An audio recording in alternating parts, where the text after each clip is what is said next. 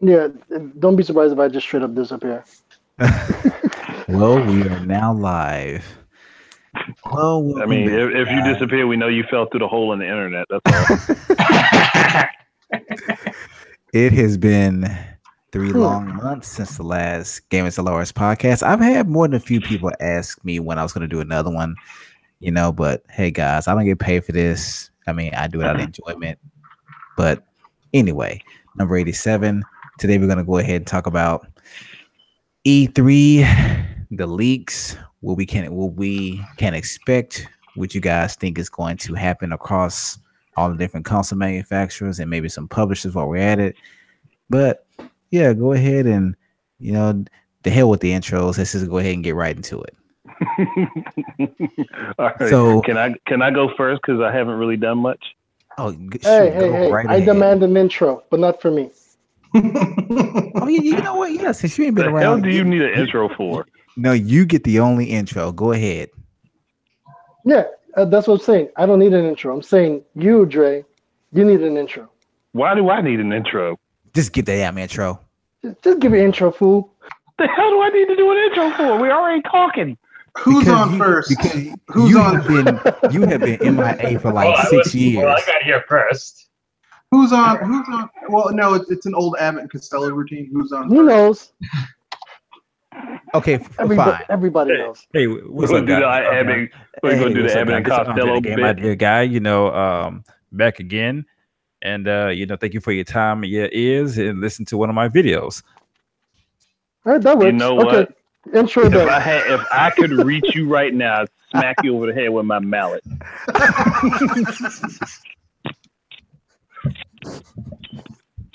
We'll give you a Let's dive right in. Mine's gonna count. And whatever, let it be. The dude abide. Sorry. All right. So first of all, and I know it's been a lot of rage going on the internet about this. I don't care either way, but how do you guys feel talking about this Pokemon Let's Go? I'm Okay. excited. This is what I was going to talk about anyway. This is what I was going to talk Me about too, anyway. actually. I want to go And I'm first. still gonna That's do why I my want to go channel. first. Go ahead. This is why I wanted to go first. All right. Firstly, I'm going to say this. I called it. I knew it was going to happen. I said something like this was going to happen back 2 years ago when they announced the Switch. I said Nintendo was going to do something like this. Are you So I referring to called them like that. starting over? Like just starting No, the not starting over. Talking No, about like having there's a- mobile games and the console games have Pokemon Go was interactivity. created for a reason. It's not simply them trying to get people to play the games on the phone. Think about how Nintendo operates. But I'm sorry, you finish because I think we're gonna say almost the same thing anyways. But Yeah, we probably are. But I had said it like when they announced the Switch. It was like, okay, remember Iwata said that they were trying to have their mobile games lead people to their console games. So that means they're going to have some games with interactivity. I used Mario as an example, but yeah, Pokemon's better suited for it. But hey, Secondly, real quick though, do you think that's what Nintendo was trying to do with the 3DS as well? It's trying to get them to migrate to a console, but it wasn't as successful as this is going to be. Yeah, because look at how much stuff that's on the 3DS has a counterpart on the Wii U. True. Some of the same, Like- digital purchases can be found on the Wii U eShop. It really can. they're Yeah. creating an in-depth overall ecosystem. Whether you're home or on the go, you'll be playing their software. Plain and That's simple. the point. Yep, that's basically the point. But secondly, for all of those people complaining, because I know the majority of you are not actual Pokemon fans, please just shut up. Nobody wants to hear you whining and complaining about something you don't like. So stop going on forums and message boards and all that stuff and complaining about how it's not a real Pokemon game and knowing that there's one coming next year. Actually, I want to ask a question about that. And I want to get you all you guys' input before you go. But I've been hearing that comment a lot too, that it's not the core Pokemon game. But let me ask this question to the people that say that. And I will admit, I haven't played every Pokemon game, but I I'm played going Red and all Blue. in. Hurry up so I can make my comment, fool. But my question is this: please tell me what does a core Pokemon game have that this game does not? And, besides new Pokemon. I guess I'm gonna guess it's the long hours of grinding. Well, no, maybe you do have to do that. But see, okay. But before you continue, we know nothing about this game except what they show, right? So how do people? No, not really. Game does not have in it. Oh, They're you know what? automatically You saying know what this has. This doesn't have. You're random not battles? forced to play. No, you're not forced to have someone else have another copy of the game to play with them. Yeah, you don't have Okay. random battles. You don't have random battles. You don't really get to choose your starting Pokemon. You get Pikachu or Eevee. No, Okay. that's true. That's not true. Because you pick your starting Pokemon when you purchase the game. Yeah, but you get Pikachu or Eevee, so you're kind of it's kind of foisted hey, upon you. Okay. It's still a choice. It's still, All right. Well, anyways, Not really, no. Well, hold I mean, on. it's like someone saying it's like you going to a restaurant I and know. you're like, okay, I want a hamburger, Hold on. and all they But- have Right. is hamburger. I know what yeah, you- you but- chose to have right. a hamburger. But let's I know what let's you Shep mean, go ahead. bro. Go ahead. anyways, Go ahead, Chef. partially back on topic. Here's the down and dirty.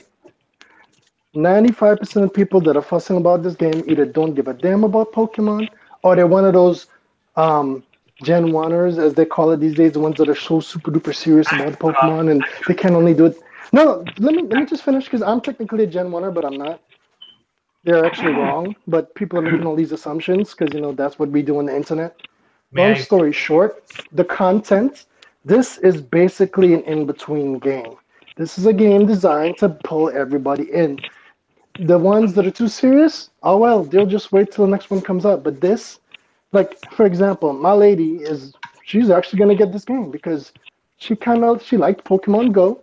And this is one of those things to kind of lure her into the gaming sphere. I love that stuff like this. Yep. Like Mario Kart 8 and all these other games that are fun, easy, but can be very difficult.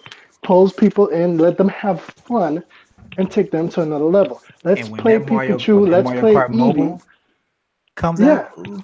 out. Oh man, Oh yeah, I'm looking forward to that. Can I say what exactly. Can I say what about So- the state to Shepard? Go ahead. Actually, it's anti-Gen 1ers who are complaining about Let's Go Pikachu and Let's Go Eevee because it only contains the original 151 Pokemon rather than all the other Pokemon. Okay. Well, Here's the thing though. I game. I know that logically. I was just trying to point out that's how the argument often starts. I'm not saying it's Yeah. accurate. Here's the But thing, okay? If you don't like it, if you're like someone like me who doesn't really care for it, then you know what? You don't have to fucking buy it. Exactly. Plain and simple. You don't Skip like it? Don't just But skip it. Here's the thing. I'm not gonna waste my the thing time that I'm- arguing about a game I have no interest in. That's just stupid. Exactly. Here's my opinion of it though. This is more than likely their test bed for the Pokemon engine for the Switch to see how well it works, what they can do with it, and then move on to the full Exactly. unbridled and game. And anybody who's been around Nintendo long enough should know that by now. They're Yeah. testing out their software. They're figuring things out, as well as they're making it all inclusive, so people who may or may not get into it. Well, let me say this too. These are people out there that don't seem to think about things objectively and think about what all's involved. So look at Smash Brothers, right? Smash Brothers for Wii U. That game had nearly 50 characters, and it requires all this balancing the animation, 60 frames per second. That's a lot of work. Now imagine all these people that want them to go to Gen 8, Gen 9, whatever, and have over 800 Pokemon. You've seen the graphics of this game, and this is pretty much probably alpha or beta footage, but you've seen the graphics of this game. Can you imagine them having to really program animations for dozens of attacks, and not only dozens of attacks, but for 800 plus different type of Pokemon? See, They're not gonna do Pikachu. all that I fast. bet you- I bet you they already have People are 500 of them electric. done already. Pikachu doing an electric attack, you can't make them look the same as Dragonite doing one. You can't make them look identical Well, because they're different animals. They're different From Pokemon. what I've seen of the footage of this game, they're using the same engine they use for Ultra Sun and Ultra Moon, and it's just been scaled up for the Switch. Yeah. So I mean, it's but not I'm like saying, it's the not people like that we're want the new doing all that Pokemon, much work on it. I mean, not really, no. but the people that want all the new Pokemon, it's like, think about it. We're talking about over 800 different characters they're having to actually program animations for. Yeah. That's no easy undertaking. It really Well, I is. mean, that's true, but the thing is that they're not doing that. It's literally using the same engine as their last game, so they're not doing that. I mean, I don't really care. I'm just saying they're not doing that. That's they're just not doing it. That's an assumption. Well, I mean, It's not there's the got to be exact same some engine. differences in the engine. There's Well, got to be some but differences in the it. engine are is some based on a differences similar model, admittedly, but to the don't say power of it's the an up-res. But if you look at the character models and the movement and stuff like that, it's basically the same engine as what they were using in Sun and Moon and Ultra Sun and Ultra Moon. Which, here's the thing: the Pokemon Company uses the same engine for a lot of games. It doesn't really, I don't really care, but I mean, They even reuse the same Pokemon assets for Pokemon Go. yeah, they're not gonna, because I That's mean true. they're cheap. They're cheap, and Listen, I mean how dare how you tell the truth? What are you doing? they're cheap, and I have nothing against them being cheap, but it's they aren't. I mean, I don't blame them. I'm not saying that it's something that's almost impossible to do. I'm simply saying these people that are complaining that this is the game that has all the Pokemon in the next generation. Hold on, step back a moment, because we know how Nintendo works. They dip their toe in the water to see how it works out, and then if it generates good sales and good buzz, they'll move on to the real thing. Because look how Smash Bros. Smash Bros. That was a test. Well, they Even just Nintendo announced see getting that big. They just announced the next core Pokemon game for next year. But to me, this is a core Pokemon game too, which is a core game that's going to include all the casuals from Pokemon Go. If I want to use that word casual, it's like at the end of the day, when I saw this, it looks like a core Pokemon game. You play Red and Blue and Yellow; those are considered core Pokemon games. That's what this is. It's a core game. Only difference to me is there aren't random battles. They gave it like a Xenoblade Chronicles, system where you see the live Pokemon like on the field. It's not just completely random, but it's still a core game. And I mean, like I said, I really don't like. Okay, look, like I said, this is designed to translate some of those casual Pokemon Go players into kind of like being a little bit more of a core Pokemon player. And right now, what Pokemon Go is sitting at like a 7.5 million active user base.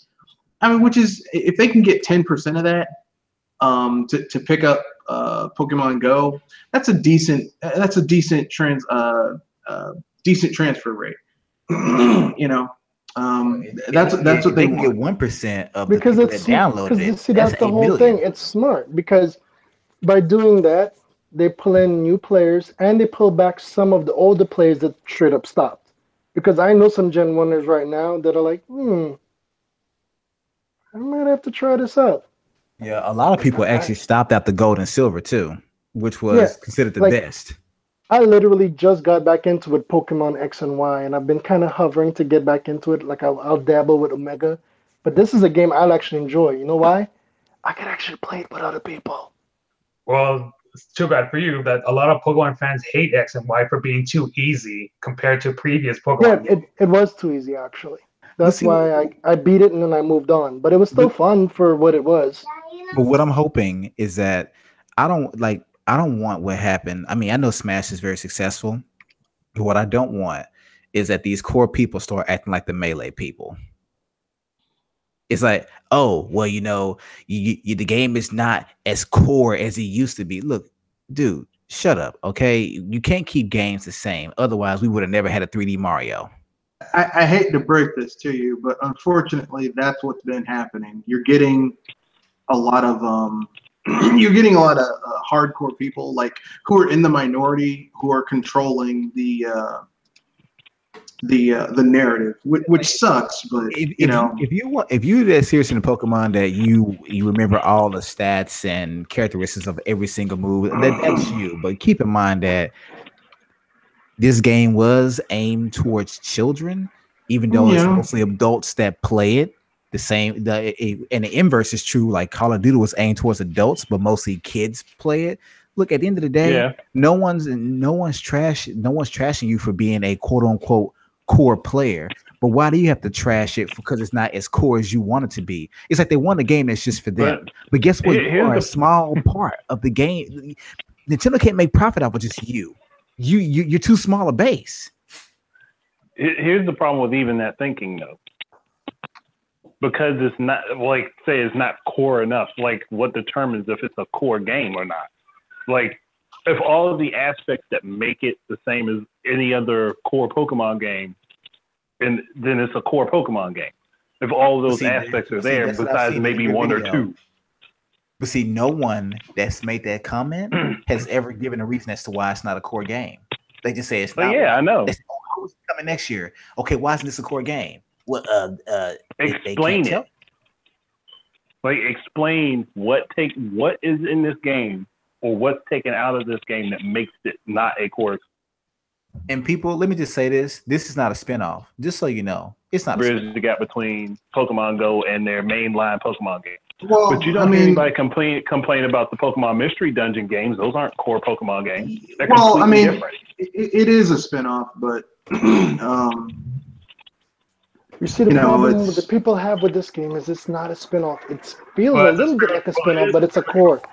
Well, it is a spinoff. It's like Metroid Prime is a spinoff of the Metroid franchise. It doesn't make it worse. No. Look, see, this is literally, well, granted, we don't know the full details about the story. This is literally a quote-unquote remaster reboot of Yellow.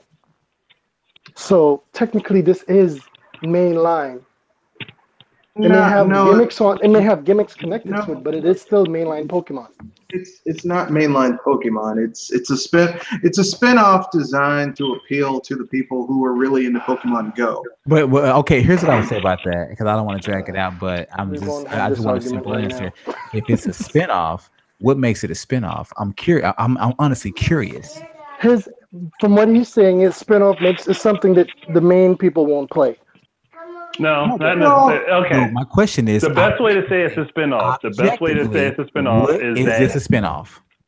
What makes it a spinoff? What I would say makes it a spinoff is that it plays similarly to Pokemon Go.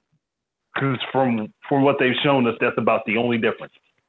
So what you're saying is, did you guys watch the actual press conference? It's like 48 minutes long. They actually explained in detail. I didn't see for a few elements. It's literally. Well, I'm gonna tell you right now. It's literally a Pokemon game with Pokemon Go highlights in it. It is a Pokemon game, but it deviates enough from the standardized, atypical formula of Pokemon that it just isn't like, but here's the thing. It shouldn't, like, if you're going to put Pokemon on a home console, it shouldn't be like a one-for-one, just like what you have on, handheld. It shouldn't be. Well, that's subjective. Honestly, it can't be now because of how the DS is versus the Switch. Yeah. But, like, I didn't hear people complaining about, going from Pokemon, Diamond and Crystal, or whatever the hell it was, to Black and White, going from GBA to DS. Like, everybody loved that transition. So why not give this a chance? I disagree with the whole logic, but yeah. Well, we'll move on from that. Because I know. Yeah, I think we talked about Pokemon. Not only that, whenever Shep and Red get fired up, we can go at it for a hot minute. Well, I mean, I'm not really fired we up. Need to let that You're the one getting fired up. I just don't care. At the end of the day, I do feel that the Pokemon fan base, at least the quote-unquote core people, they need to settle down a bit.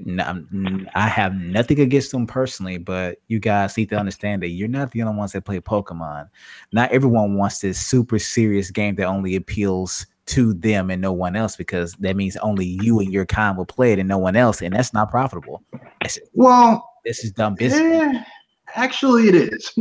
I mean, that's the issue with Pokemon. Like right now, you have a lot of casual people who are playing it, but Pokemon is one of those weird fan bases where the hardcore people outnumber the casual people, and that's the dilemma that they're facing right now, and that's why they're kind of like, okay, we have to keep these two fan bases happy, and unfortunately, you also got three different factions of the fan base. One that includes the Gen 1ers as well. I mean, is that really a different fan base? Because I mean, if it's just the people like Gen 1, they aren't buying anything else, so that's not the hardcore fan base. The hardcore fan base are the people who buy all those damn games, like even the re-releases. They buy They bought red and blue. They bought silver and gold and crystal. They bought Ruby and Sapphire, and they bought all those games. They have all of them. They even bought double versions so that they could trade with themselves. Like, those people are your most hardcore rabid. They're the ones who go to those websites and look at the stats and argue natures and how the best way to get the perfect nature. They're the ones who. So these are the Smash Dojo people, but Pokemon Dojo. That sounds like exactly. Those motherfuckers are the ones who buy the vast majority of the Pokemon games. So if they don't keep those motherfuckers happy, Yeah, pretty much. But here's the thing, though. Again, that's why I brought up Pokemon Mystery Dungeon. I don't hear any of those people complain about Pokemon Mystery Dungeon whatsoever. They realize it's not for them, and they leave it alone. Well, because it's a completely different niche that buys those games. But those numbers those sales numbers, that install base isn't even close to the mainline Pokemon fan base. So, which I said, Pokemon's fan base is very different from exactly. Smash And you also have to keep in mind on how it's presented. Like those mystery dungeons, they made it blatantly clear it's a side story. So everybody's like, oh, it's a side story, whatever. But this one's a little too close for comfort for many people. So that's where the fuss starts from. Well, I mean, you also have to keep in mind that with the thing about the Pokemon fan base that's very different from the Smash Brothers fan base is that the vast majority of people that play Smash Brothers play it casually. Like most of the people who buy it are buying it just a nice, easy to get into fighting game they can play with their friends. It's a very casual fan base. The Pokemon fan base is the inverse of that, where a lot of the people that buy these games, they're rabid about the shit. They buy multiple versions, and they get rabid. They talk about the trading stats and the growth levels and the balancing of different I mean, those, oh God, I don't even wade into those waters. And we have they better be careful. I do have one thing to say. How do you know so much about this, mister? Oh, me? Because I thought you weren't interested. Don't. Okay, moving on. No, because Microsoft's press conference. for me personally, No. I'm going to keep it real. For me personally, I used to be one of those hardcore Pokemon fans that bought, multiple let me tell you who Red is. Red's the person that he's probably one of the few people out there that has a Charizard from the first gen, and he taught it Dig. And this is freaking overpowered. I let me put it this way. I'm one of those. I used to be one of those people. And those hardcore players will tell you that is a terrible moveset for Charizard. Yeah. What, being able to dig and then fly? And here's the thing. I'm like the troll for those people because I'm the guy who teaches my Pokemon quote unquote useless moves, and then when I play them competitively, which I used to be one of those guys, I'd kick their ass and they'd be like, well shit. And then they'd run away. Hey Red, I'm just one quick question. Was your Charizard's moveset I'm the RB guy though. Hold on. Let me get this question out. Was your Charizard's moveset Dig, Fly, Seismic Toss, and Flamethrower? No, it was Dig, Fly. No, seriously, it was Dig, Fly, Fire Blast that I used a whole bunch of PP ups on, so it had like 13 of them instead of the normal 5. And then I had Slash. And basically, I mean, like I said, that's an overpowered Charizard. Yes, it is. It's very overpowered. No, it's not that overpowered because I'm the guy. It is in comparison to the normal moveset. Here's the reason why it's overpowered. Because basically, Charizard is basically a glass cannon Pokemon. Shitty defense, really high speed, really high special, and that's about it. Now they changed it as time went on with like the X and Y transformation stuff like that. But generally speaking, that's what Charizard is. Now I know that Charizard can't take a hit, so I gave it moves that let it dodge shit. Because typically speaking, if it's flying, you can't hit it. If it's digging, you can't hit it. You think you're gonna use Earthquake against it? Well, it's a flying type Pokemon, so it's a ground attacks do nothing to it. So it's just designed to just do damage and then take a hit after I killed like 2 or 3 of your Pokemon. And then I send in my other Pokemon to clean up the mess. I mean, that's the whole point. That's you know what? You are one savage bastard, and we're gonna move on. Yeah. And this is why I like you, Red, because we clash, but we agree on a lot of things, and that's beautifully evil. Yeah.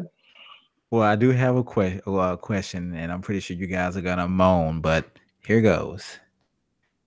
What do you think? How you guys feel about Microsoft's E3 presence this year?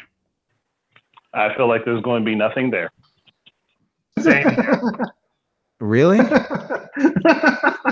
Really? Yeah, So that's it. I feel like there's going to be nothing there. So no one has any hope for them.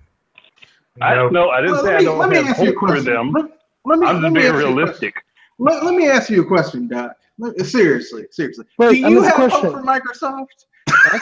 Actually, Microsoft. Look, I own an Xbox One S, so yes, I do. You seriously have hope? Well, look, I would say this, and I agree with Red Knight. Microsoft may not have had much in the way of exclusive games, but I do appreciate the controller that they recently talked about for those, that with special needs. But I will also say this: Microsoft's in a very, very, very good position. I would say almost as good to surprise. Now, I'm not saying they can beat out Nintendo or even Sony, but they do have the chance to surprise because no one does expect anything from them. And that's the thing. That's actually a beautiful situation for them. That's why I'm being realistic and saying I don't expect anything, but I'll keep an open. It's perfect time for an ambush. But to me, I think Microsoft can still at least limp to the finish line. At the very least, they can limp there. If they come out and they do the one thing they haven't done in 2 years, you have to show us games we cannot get on another console.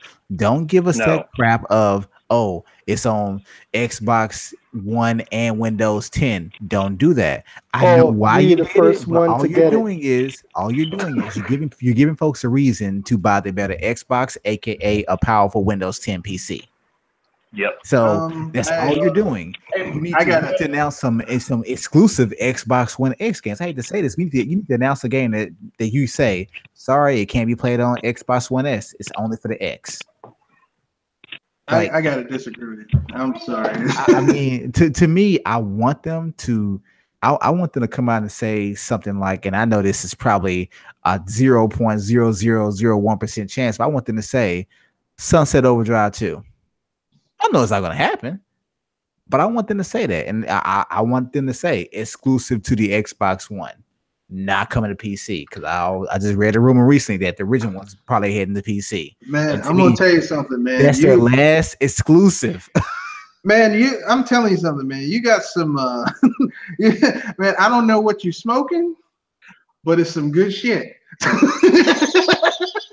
Because Microsoft. I mean, I think I can't get on that train with you. I think Microsoft is fucked. And I'm not saying they're going to. I'm saying, but I want them to surprise. I'm hoping that they surprise us. I'm not saying that they are. I'm saying I'm hoping. I hope I see more than just Gears of War and Forza and the next Halo. I hope I see more. There's only 3 things they could show that would turn things around for them. And one of them is, hey guys, we're making Crackdown. Crackdown 3 is coming out this year, November, or this year, September, whatever. This year, holiday season. And it's exclusive for the Xbox. If they're gonna announce Crackdown, can they have Terry Hughes come out and make the announcement? I'd allow that. I mean, because I think he's supposed to be voicing the character. I think he's supposed to be voicing the main character. So anything's better than them dropping a fucking Mustang GT. I was just gonna say that. I was gonna say if they can drop a car for 3 years, X the car, and bring an extra celebrity, I can appreciate that. No, take that back. Because I'm sorry, 1 year we got Usher. Yeah. No. That was Ubisoft. That was not Microsoft. No, that was still during the Microsoft conference. It was on Microsoft conference. Yeah, Microsoft did Usher, but here's the thing: if they bring back Usher, he needs to do a cover of the Ohio Players song fire. No. No, we just need Usher to not show up again. Because it burns. No, Today's performance love is it. horrible. I get the joke though, right? All Microsoft has to do is just bring in Drake. Man, let's just keep it real. There's All right, nothing. look. There's No, nothing you dude. can do No. aside from God himself they need- coming down No. and saving them. They need Jaden Smith sing that Icon song with that car thing, whatever. Make sure you got that. I can goofy see it gold right teeth now. He's stuff talking about, going yeah, for it. I'm here to tell you that Microsoft's hot, so hot that X marks the spot. Like, get your ass off stage. No, seriously. Seriously, No. no. We No. really don't need that. We No, don't. yeah. Like really, I mean, but in all seriousness, though, I really don't think there's nothing they can do because they have no. I They mean, have no exclusives, man. They The really don't. thing is, they have a lot of stuff they don't know that they have. no, they have it. They know they have it. They just don't have the No, wherewithal to use it. They don't know that they have it because they're letting it go to waste. I see what you mean. I can agree with that. Because if you knew what you really had, if you really knew the value of it, Microsoft could have. I'm sorry. They could have mean to killed tell Sony. me this is a company that has Conquer, they have Battletoads, they have Killer Instinct, they have Blinks the Time Cat, and they have many other IPs they have not used in forever. They don't have Blinks the Time Cat. They let They that don't? copyright loose. Yeah. And here's the thing: would you trust Microsoft? I mean, aside from Killer Instinct, which they did bring back to a halfway presentable state, but would you trust them with a Battletoads game or another Conquer game? Seriously? No. Shit, I'd rather that shit just stay in the vault till the end of time than have them fuck it up again. Okay. So let me ask this question then. Please bear with me and just be open-minded, okay? All right. So what do I can't you promise. think? Like, what do you think Microsoft is Good luck going with to that. bring to E3 then? Don't say nothing. What do you think they're Crackdown. going to bring? The Crackdown. Crackdown is the one game that people who own Xboxes, I know, I've talked to people that have Xboxes aside from you, Dr. Feelgood, but like other people that are like casually Xbox One owners that they are really looking forward to Crackdown. If Microsoft comes out with Crackdown and maybe one new IP that is actually gets the base excited and looks cool, and they actually say it's coming out and it doesn't get delayed and it comes out this year and they hype it up and it looks good, the Xbox can I mean, it's not going to win E3, but it'll be interesting. Like, here's the thing: I'm not going to look at people who own Xboxes and be like, "You stupid motherfucker! Why did you get Microsoft fucked you over?" But you know, if they can do that, but I don't think they can because Microsoft learned everything they know about the video game industry from Sega. SK Massive. That didn't work out for them. Man, I know how you feel, but I do not want all their games on PC. Well, that's good. That's what's going to happen. And I mean, it's going to happen. Eric Maverick said they have Banjo. Dude, Like, we want look, They man. do. My They do, but we'll get another nuts and bolts. I don't want Banjo to end up looking like, a meth addict, okay? Look, I don't want another case of Banjo nuts and bolts. Okay, I can see can't deal with Microsoft. that I can anymore. see Microsoft turn. You know how they did Conquer? I can see them making. I can see them fair. making Banjo look like a drugged up Yogi Bear. Oh Though- God, no. Though to be fair, the overworld of Banjo-Kazooie Nuts and Bolts could make a good Sonic game since it's large enough for him to run freely. I have no No. words about Yeah, that. No. No, Shep, No. Shep. Okay, yeah. What do you think they're going to do at E3? Okay. Rinse I and think that repeat, they're gonna truthfully. I'll go ahead and say, I think they're going to present Crackdown 3. And then they'll talk at length about a bunch of third-party games as if they're exclusive. They'll show off their controller, that new and interesting controller, and not really show any games that really put it to the test yet. And then they're going to talk about possibly talk about not Smart Glass. What was the other thing? Did you say Smart Glass? I thought about Smart Glass for some reason. HoloLens. I'm thinking of the thing with the visor. HoloLens. HoloLens, yeah. They'll probably talk about that for maybe 5 minutes. Then we're going to have a long intermission where they talk about all their sales stats for some reason. No, they're not going to talk about the sales stats because Microsoft Hell don't want no. to let people know how bad shit is selling. No. They're not going. They're going to talk inflated stats. They're not going to give us the real stats. Like how many times? You talking about the ship versus sold? Yeah. Yeah. 70 million Xbox One Controllers. So basically the same as Sony in that part. Gotcha. And they will show you the Xbox Elite Pro controller too. Oh God. Okay. Those damn And this one will have 5 extra buttons on the left side for your fingers. Okay. You being a dick, I'm gonna move on. Ship. Listen, but that's what the Elite controller was. Listen, trolling aside, they're partially telling the truth in regards to that's what we're gonna get. We're gonna get a boring stats portion. They're gonna try to inflate some of the stats. They're gonna point out certain weird nuances. They're gonna point out projects that they're probably gonna fail or they already gave up on, but just so they can save face, such as the what's it called? The Hollow. The one that was actually a pretty cool idea. And one last the HoloLens was an excellent idea. They just didn't implement it. Go ahead. One last thing. They're going to tease a Battletoads game, but it's not actually going to be Battletoads. It's going to have zits, rash, and pimple in it, but it's not going to be a Battletoads game. Yeah, they're gonna use assets from from Killer Instinct. The models. They're gonna hint at stuff. They're gonna Project Spark the hell out of us. Essentially. Yes, it's my turn. Have you guys heard about Dreamcast guy? Well, No. Yes, I've heard about him. I heard he said some stupid. Yeah, he made a tweet regarding Microsoft's E3 conference where he says that, which I'm going to post right now. It says, heard some people talking about Microsoft and Nintendo doing a surprise team up in this year at E3 and perhaps having some crossover games like Banjo and Smash, GoldenEye on Switch, etc. This could be true. Xbox is probably willing to make hard deals to hurt Sony now. Quote. I would love to meet this Dreamcast guy because Microsoft owns no right to GoldenEye. Exactly. I mean, Perfect Dark maybe. It's Activision. GoldenEye is with Activision right now, if I remember correctly. Like it's like the right to distribute it and the right to make it. I think is still with Nintendo, if I remember correctly. Oh man. Well, since none of you guys have anything positive. Well, what can I say, man? There's not enough drama. Where's your hope and faith?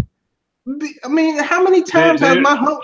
Look, if I had money, on the Xbox One being a viable, library console with great exclusives, I'd be fucking broke. All right. Okay. But hold on. But there is one thing I would say about his comment that would be interesting if it were to actually happen, and that would be if Microsoft and Nintendo teamed up. Since I have been promoting that idea for 4 years now. Well, if they're doing a cross-platform play, on 1 or 2 games, right? Yeah, if they promoted something where they shared characters and IPs back and forth with each other. I think what they may do. I think when it comes to any third-party multiplats, I can see Microsoft and Nintendo saying any multiplats with online play on our system, you can play with Nintendo Switch players. Yeah, but that's right there. Something they're already doing. That's something they're already doing now. What I'm talking about is actual Microsoft and Nintendo crossovers. Like he said, throw Banjo in Smash and then make a Banjo crossover game with a character from Nintendo, like Mario. Or even better, have Retro make a Banjo Kazooie game because Rare ain't gonna do it. or if you want to be sneaky, or if you want to be sneaky, involve Ubisoft in the deal and then sneak Banjo into the Rabbit Kingdom game. Yeah, so basically, cool. You guys are getting unrealistic again because Microsoft don't like making money. Well, not on the Xbox. Not on Xbox, no. Y'all so wrong, man. Y'all so wrong. We can't. Look, it ain't wrong. We both thought it at the same time. Look, we just telling the truth. People get mad because you tell the truth, but it's true. I mean, anecdotal evidence and all. Okay. Well, let's stop attacking it. Okay. Oh yeah, people don't like facts. Don't you know that? What about Sony? They're gonna tell us how many times people gently caressed that back button on the PS4 controller. Oh, and they're going to tell us how many times they've used Playroom but omit how badly it's been used. Yeah. Hey, what happened I wish they give us the stats listen, for how many minutes PlayStation Network has been down. Yeah. How many I kinda have times a they question try for to Sony, steal our though. information? Well, I have a been question hacked, for I should Sony, say. though. I have a genuine question for Sony, though. What happened to being able to, share and play single-player games over an online connection? Yeah, I remember they talked about that. They were like, "Yeah, you could do but that." their network has been down so much they can't do it. And the network that you pay what $34.99 a year for? But hold really? on, no. But people say Nintendo. Wait, are you talking about the network we setup pay is- for that gets hacked all the time? That one? Yeah, The it one does. that the Get play hacked. information Man, been that's below stolen the- multiple Get hacked. times? That's below More the than belt. That's Nintendo's below ever the belt. I'm just more stating than facts, I'm Nintendo's sorry. ever did. Oh no, I'm gonna get on Nintendo too when we get to it. No, we gotta get on Nintendo, but I'm sorry, Sony's had the worst run of things online, but people tend to want to forget that. Yeah, and the thing is that they're charging more for their online. No, they're charging about the same price as Microsoft's charging for their online, but it's the worst of all three. Hey, check this out, guys. Here is how I look at things. When it comes to online games, I get them on, of course, the Xbox side or the Switch, of course, or Wii U. But if it's an exclusive game to Sony, I get it on PS3 if it's there. Listen, all the And gaming and then for consoles these one days are player trash. games, I get Mobile them on games on your PS4. cell phone is where it's at, dude. Just saying. Just play on your cell phone and screw all the other platforms. Everything else is trash. You liar! Blasphemy! I Took you long condemn enough to respond. Oh, I man. condemn you. So let me say this: do you guys really think we're going to see anything regarding Shenmue 3? Maybe 5 minutes. But I do. We But I might will, get 5 minutes. Who's trolling? No. though I will You- tell you, one thing, we're expecting Final Fantasy It'll be in a VII. highlight clip. Well, hold on. Sony's gonna have Square Enix come out and they're gonna present Final Fantasy VII, and then they're gonna tell you that you have to pay $80. You're gonna have to pay $80 per per episode. Now, I asked about Shenmue 3. Shenmue 3. Oh, Shenmue 3 is also gonna be broken down into episodes, and you're gonna have to pay $20. Well, no, you're gonna have to pay $40 a piece for those. Do you think Shenmue 3 is going to be at E3, dude? Yeah, that's when they're gonna tell us how much the game costs. I think they're gonna show it, but I don't think it's going to be a viable. We're gonna see less than a 20-second clip of the actual supposed game. We're They're gonna give us a get bunch of 20 BS second- numbers and time frames. Yeah, we're gonna get a 20-second clip of Ryo walking, and that'll be Mhm. it. If Ryo- God. No. He's gonna talk to some characters. They're gonna at least put some voice acting No, in. no. It's gonna be terrible voice They don't want to acting, show us but- that. They don't want to show us that voice acting yet. They don't And- want to and, show us like- that voice acting Like, yet. here's this. No. You know what would really put the icing on the cake if that same guy comes outside again and asks for more money. Oh He's gosh. like, we can make Shenmue Why 3 not? true if you give That's us the some more popular money. thing for designers these days. We can make it in 4K. We just need $10 million more dollars. Nope. We just need some more money. Look, we need more money to make this an 8K game. And you know what the sad thing is that Sony could have paid for this game to be made, but they put all their money on Hideo Kojima and his Norman Reedus' C. Oh, you mean Death Stranding, which we still know little to nothing about, but Norman Reedus had a baby on the freaking demo. Yeah, that's about all we know. You guys have to remind us of that game. They just popped the baby out of nowhere. I'm like, what? Huh? I'm confused. Why does this white dude have a baby? I don't know, man. It's a But Okay. he was just It's a Hideo naked in the Kojima middle of. game. Okay. He was just naked I have and a in the question middle about of this game. nowhere. Okay, here's the question then. Since you moved on to Death Stranding, do you think we would get a playable demo of that game?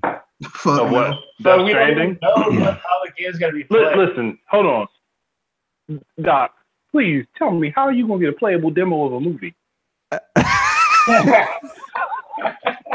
Exactly. That's why I said fuck no. Okay, look, I'm being serious. You cracking up why you say this shit, man. Hey, look, What, you gonna get? a playable What, you demo of want a a movie is 5 called minute? a playable What, you demo want of a a 5 movie minute is, touch video? hey, a playable demo of a movie is called The Order 1886. Yeah, but the Order 1886 is a 5-hour game. Damn, Okay, or Ooh. it could be like a rental, like a movie that rental, caught like my heart. That caught my heart there. Look, I literally. okay, I'm glad I wasn't eating or drinking anything. I would have choked to death thanks to you. seriously. Do you think we'll get a playable demo of that game? No. I think the most we're gonna get if there is a quote unquote playable demo, the most you're gonna get is Norman Reedus walking around naked in the sand for 5 minutes, questioning his life. With his C-section scar, but that's not going to be a demo. That's going to be actually Norman Reedus, like a videotape of Norman Reedus questioning his vocab for this fucking shitty game. Listen, y'all. No, see, he's gonna be. Listen. My thing is, how the hell? I stage. honestly don't even know how Kojima got him to do that. Because I would have looked at that and be like, what the hell is this? Dude, it's called money. You think he did that for less than $1 million? No. I think he did it for more than $1 million because I'm pretty sure he did it for a little bit more than $5 million. Yeah, Hideo Kojima is known for his blown up budgets. That's why they ran his ass out of Konami. And people got mad. Oh, Konami, how could you do this? And then the shit came. I wasn't mad at Konami for firing him. I was mad at Konami for being dicks about the damn video game awards. Like, you don't really have the right to ban somebody from something you didn't put together. Well, I mean, they can because of like non-compete clauses and shit like that. But I mean, you know, it's like you discover like why they did that to Hideo Kojima, and it's like Hideo Kojima's a dick. Well, no, he blew up like budgets for like 20 games, didn't he? You want to know why? Maybe more than that. You want to know why we didn't get any Castlevania games all those years? Because every time Igarashi would make a demo, Kojima would come in and cancel it and take the money that was going to be used to make that game and put it into fucking Metal Gear. Well, that's great. Yeah, so Hideo Kojima is not the, unless, I mean, except, like Jeff Keighley, who apparently wants to make out with Hideo Kojima, but he definitely does. I will say this: what I don't want to see happen, I don't want to see another CG trailer, and it's longer than the last one. Because the last one, I think they said was like the world's longest GI trailer for a game. I'm like, no, I don't want a 20-minute CGI trailer. I don't want that, because that will let me that you don't know what you want this game to be. You just no. He wants it to be Metal Gear Solid 4. This game is going to end up being just like Final Fantasy 13 Versus. They used that game to get people to buy a PS3, and it never came to the PS3. Never came to the system. Like that game, they used it. They played on the heartstrings of those Final Fantasy fans and said, "Hey," because they released that trailer way back then too, 2 or 3 trailers. That was actually that was released during the middle of the PS2's life. And don't forget, they used that demo for 7 as well. It was a hustle. Yeah, I will say this. Now I have the game. Did any of those scenes ever make it into the game? Nope. No, because they scrapped that game about they scrapped all the work they did on the game about 4 or 5 times. So what are you gonna do? So I just hope Death Stranding is not that game that they keep showing and we don't get it until 2022. It could happen. We don't get it this generation. It could happen. Because but here's the thing. We know that Kojima is known for ballooning budgets and taking people's money and running around with it. So, I mean, the thing is, if the dude wants to be a Hollywood director, why not actually try to be a Hollywood director instead of worry about designing games? Because he's like David Cage. David Cage was the same way. Okay, here's another question then. Here's the next question. Try not to laugh, okay? Do you think we will get Final Fantasy VII Remake gameplay? No. Nope. And it's gonna look Not at all. It's gonna look complete. And according to No, you know what we're gonna get? We're gonna get No, the we'll get it. updated version of the PS3 demo. Yep. Oh, God, you're trolling so I'm hard. not joking. I'm not trolling or joking. I'm serious. That's what we're gonna get. No, that's why I'm laughing, because I know you're being honest. What the hell? I'm not BSing you. That's what I feel like we're gonna get. And according to a Walmart Canada leak, we're also going to be we might be getting an announcement of an Xbox One version of Final Fantasy VII. Well, yeah, because I don't doubt it. Which would totally defeat the purpose, because that game would not sell on Microsoft on a hot day in the summer if they gave away ice cream. The thing is that Square Enix has spent too much money on that game already, and it's like they didn't learn their lesson from Tomb Raider. No, well, Tomb Raider. They didn't learn the lesson from Tomb Raider, Final Fantasy 15. Like Square Enix is like a dude who just can't stop fucking up. Like they can't stop themselves from fucking up. They can't help it. You know, like that song by Rockefeller Records, "Can't Stop, Won't Stop." They can't stop. Yep. Won't stop.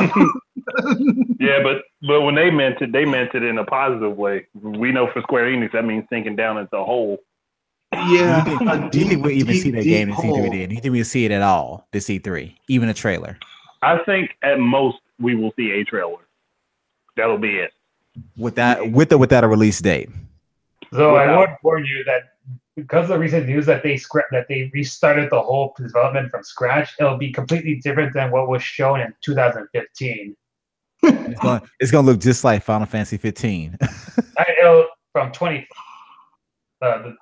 look completely different from the footage we saw from 2015. That's what I meant, not Final Fantasy 15. Well, it's Square Enix, folks. This is what happens. They like Square Enix. I mean, these are the same people who released Chrono Trigger on Steam and did like the worst version of Chrono Trigger, aside from the PlayStation 1 version. It's just, Square Enix will find a way. It's disgusting, plain and simple. But hey, you notice how Chrono Trigger isn't messed up on either Nintendo platform it's on? No, it isn't. Not on the original. I wonder who had a hand in that. But God knows they messed it up on the other platform. Look, okay. Next question. Kingdom Hearts 3. I expect that to be in Square Enix's conference. Okay. Mostly. Release date? Yeah, including the release date. Yeah, you'll get one. And there might be a playable demo. Oh, okay. There's already a playable demo before E3, I think. Well, there was a playable demo before E3. It's around the corner, like last month. If only I cared about Kingdom Hearts, but I don't. So I don't know, man. But you want to know something? I know positively will happen with Square Enix and Kingdom Hearts. No, what? There will not be a Switch announcement. Oh hell no. This is stupid that there won't be, but there won't be. Well, I mean, to be fair, Kingdom Hearts was never really associated with the Nintendo console, so. Nope. They got the Game Boy Advance game and Dream Drop Distance, and they both did well. Yeah, but that's not the console. That's the handheld. Either way, none of them both though. None of the mainline ones have ever come to a Nintendo console, and the audience for that game wasn't really built on a Nintendo console. So it makes sense that it question. Mainline Banjo-Kazooie games have never been on Nintendo, right? That is correct. Now. So why can't it happen for Kingdom Hearts? Well, yeah, but here's the thing: the mainline Banjo-Kazooie game that didn't come to a Nintendo console bombed. No, I mean, I said Banjo-Kazooie. I meant Crash Bandicoot. Crash Bandicoot. I mean, to be fair, there were two mainline Crash Bandicoot games that did come to the Wii, and that was Crash of the Titans and Crash Mind Over Mutant. So, I mean, there is an audience there. The original three didn't come to Nintendo before. No, they did not. No, they didn't. But I mean, to be fair, at the same time, Activision sold those rights to the rights belong to Activision, so that's why they never belonged to Sony. Sony was like renting. He was renting. They were written to own, but they never pulled the trigger. They didn't make the final payment. Okay, I have a really oddball question here. I'm not sure I'm pretty sure you guys probably have not thought about this, but do you think as a surprise we would get a new Twisted Metal game? What was the last Twisted Metal game? Was it 2009 or 2010? All I know is I heard it was hot garbage. Yeah, it wasn't very good. The thing is that Twisted Metal, like Mortal Kombat's coming.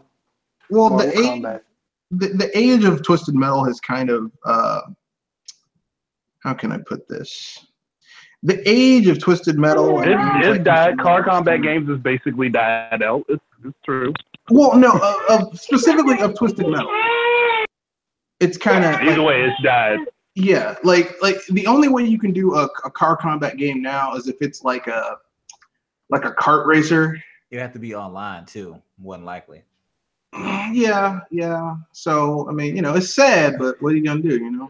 Well, I thought I'd ask because I mean that's a game, that's a franchise that's near and dear to my heart, and I have the first three games. Yeah.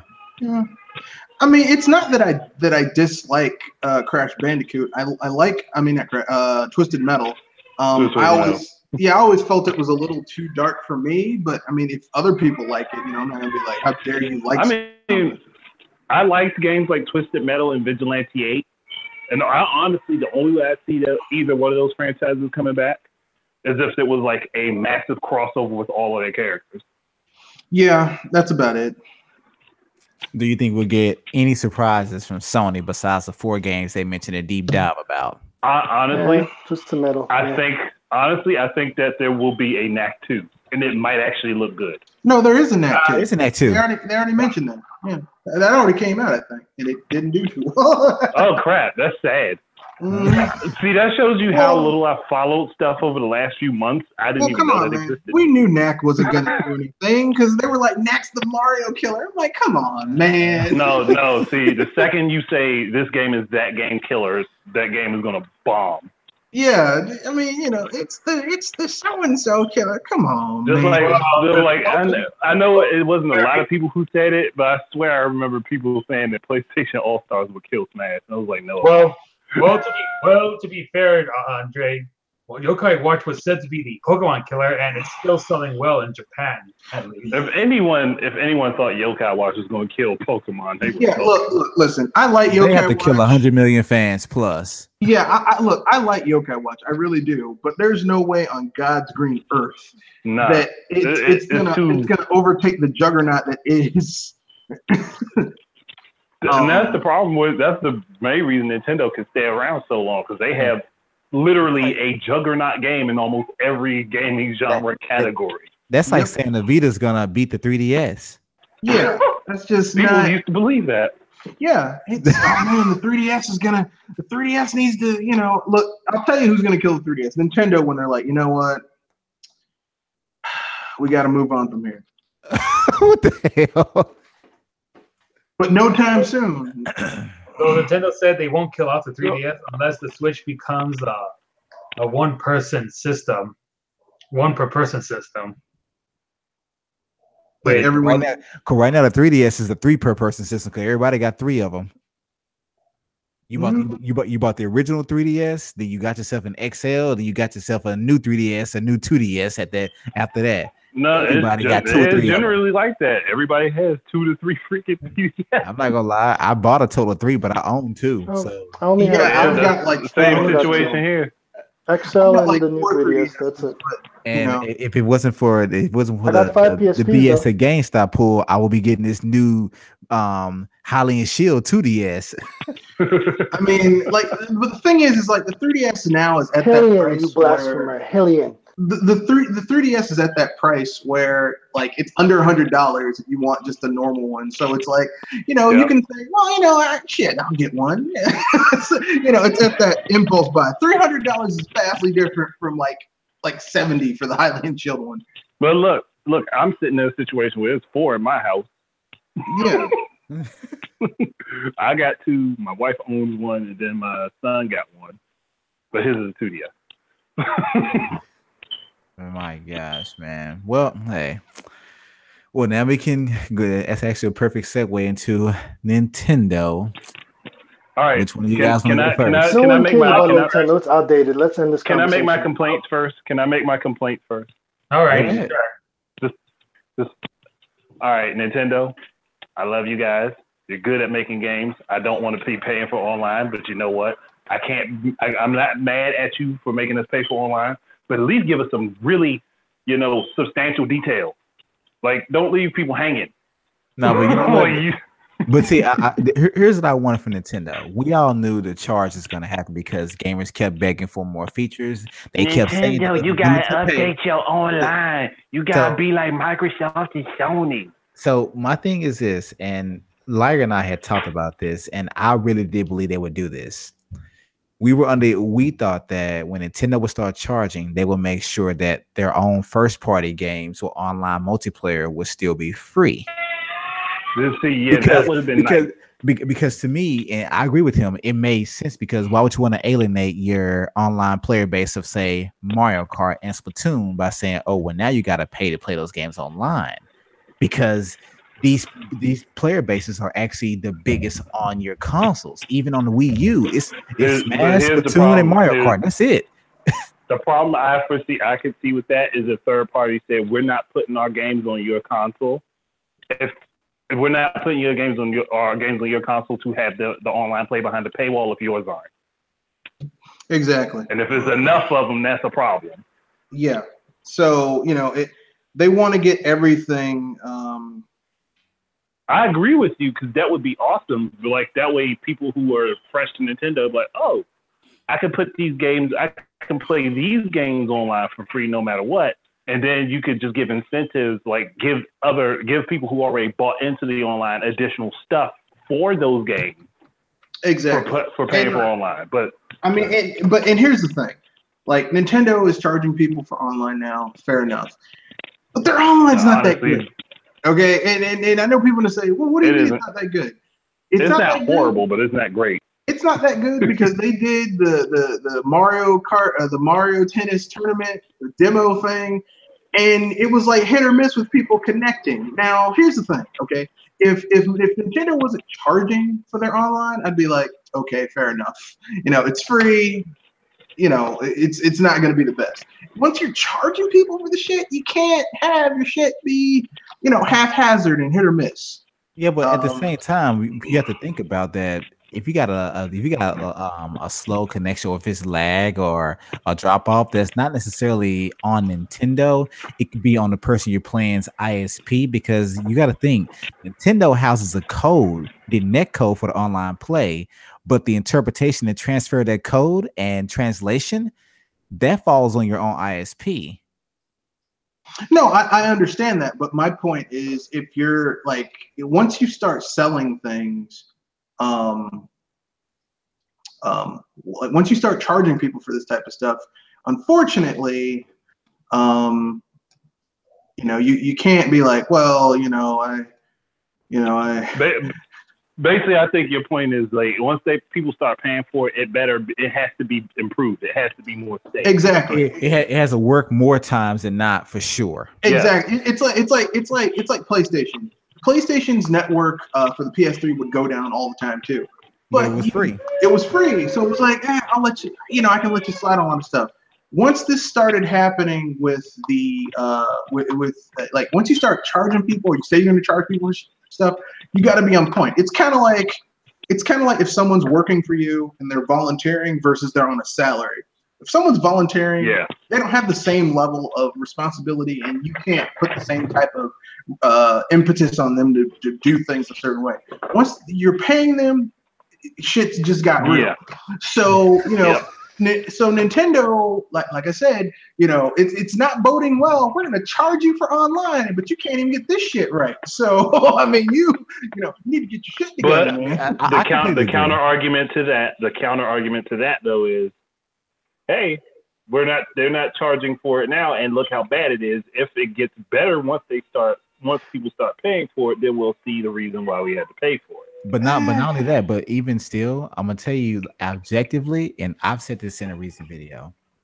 Objectively, in terms of features and even functionality, In comparison, objectively, you can only really expect their network to operate at 30% capacity of the others. And I say that because they're only charging you a third of the price. And they charge you even less if you do the family plan. The family plan over Yeah. the course of a year, that's only Shoot. like $4 a person for a year. Yeah. Did we did the math on this? Did we come down? It comes down like So basically 20 70 bucks, some odd let's say cents one a person. $20 a person for a year. $20 a person. The others are 60. Now, I've never paid full price Xbox Live. In fact, this past holiday season, I bought 4 3-month cards for $10 a piece. So I'm good. But even still, at $20, I can honestly say that although I wanted to work closer to Xbox Live, if not really on par with it, realistically, I can only truly expect it to work good or have half the features because I'm paying less than half the price. Now, I'm not saying this is how everyone should look at it. I'm saying, but objectively, 20 versus 60, Xbox Live versus Nintendo Online. If Nintendo is not as good as Xbox Live, I can deal with that because I'm only paying less than half. But you are right, Red Fox. You are right that now that you start charging, we can let's say you had The service should be better than it is. yeah, That's the biggest point. it's like let's say they had 3 outages a year when it was free. That shit should go down to about 1. Now that we're paying for it, and let's say before if we playing Splatoon for 2 hours, I would have 10 disconnects. That should go down to about 5. I would say at least 3, no more than 5 now, since I'm paying for it.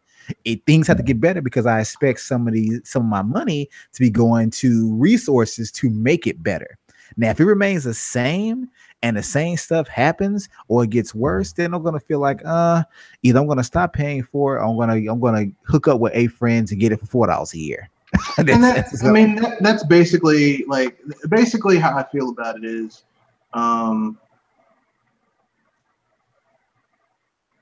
like I said, that's how I feel about it. It's like, okay, I have no problem paying for this, but like there needs to be a certain level of quality involved. Yeah, it does. Wrong with that, but here's the question. But you wanna know something real slick though? Do you think we're gonna get more information about the online during E3? Like complete information. I'm pretty sure we'll probably get a little bit of information to keep people hungry for it, and then they'll probably drop something in August that gives you the full rundown. To be honest, that's how I think they're going to do. Okay, now, Andre, do you have a Switch yet or no? Nah, not yet, but soon, very soon. Okay, well, I would ask in terms of the Wii U. Mm-hmm. If all of a sudden, let's just say, hypothetically, if starting September, you had to start paying to play Splatoon 1 or Smash Brothers or Mario Kart 8 on your Wii U. Let's just say this happens. How would you feel about that?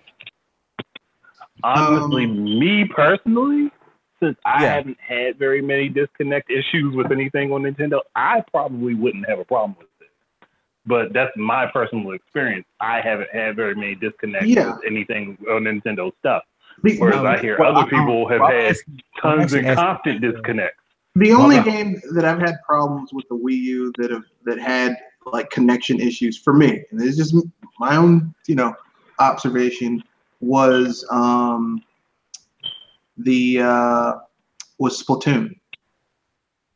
Yeah, Splatoon is actually. I want to know how you guys feel about, like, for example, right now we got this free, and so since you don't got a Switch, I'm asking in terms of your Wii U. So these games you've been playing online for free, now you're required to pay for them. How does that make you feel? Even though nothing sucks. It sucks because I don't want to, because that's another bill on top of everything else. But I'm also used to how Nintendo ramps up their quality when we're actually paying into something, and I know where it can go. Plus, so I'm at least willing to give them the benefit of the doubt. And hopefully they're not, Nintendo. I mean, even though they kind of been messing up lately a little bit, they're not gonna be, they're not gonna Nintendo even when they're half-assing it, you're still getting a higher quality product than from a lot of people who call themselves going, top of the line. So I mean, you know, plus it's $20 a year, so it's a good trade-off. Well, honestly, Nintendo set up the most vicious business plan for anyone if they try to make a quick buck. Like, especially for like people who just want to like, okay, I buy this family plan. I got these 7 additional slots I can give away. I could charge $10 a year to 7 different people and make myself a quick buck. Sneaky as shit. And you know, who's all in? So I mean, hey, it's a viable business. So none of you guys think they're gonna spill all the beans this E3 for their online structure? I mean, they might, but it's gonna be like a outline thing where they're like, you pay this much, and here's what you're getting. Here's what you're getting. If they do it at all, because I mean, what they told you might be what you get. And I mean, here's the thing: if you are a new Nintendo gamer, it might be impressive. Problem is that most of those games are like, yeah, you get all these games. I have those games on my Wii U or my 3DS or physically because I physically have a lot of my games. So it's like that's not really a selling point for me because I already have these games. And they're like, well, you can play them online. I don't give a shit. Well, okay. For me, that depends on the game. I'm sorry. If I could get a good Super Mario game going with somebody, I might actually enjoy that a little bit more. Well, let me ask this question. Let me ask this question. So, what if during E3, this is hypothetical, okay? What if they say we got some more information regarding Nintendo Online? We're actually going to incorporate some GameCube games or some 64 games. That's what I was going to say. If they say something like, okay, we're starting off with the NES, but in the future we'll add SNES, and then also N64, Game Boy Color, N64, Game Boy Advance. If they say like they have a plotted plan to add in other stuff later on for it, I'll be ecstatic because then that's another one of those things that I called that would be happening. That's an online virtual console, even if they don't call it the virtual console. And I mean, I'd be cool. Like they're just gonna call it Nintendo Arcade. Yeah, I mean, like here's the thing. It doesn't bother me either way. It's just like here's the thing. Okay, if you are a Nintendo fan who has all their products and you know, like you've been playing Nintendo games for years and years and years and years, and you kept all your stuff, it's less inviting for you because you're a hardcore person. But the Switch is not so much designed to be like, oh man, this appeals to the hardcore because they got us anyway. A lot of these things are already are pretty much designed to appeal to the people who haven't had a Nintendo console since the Wii.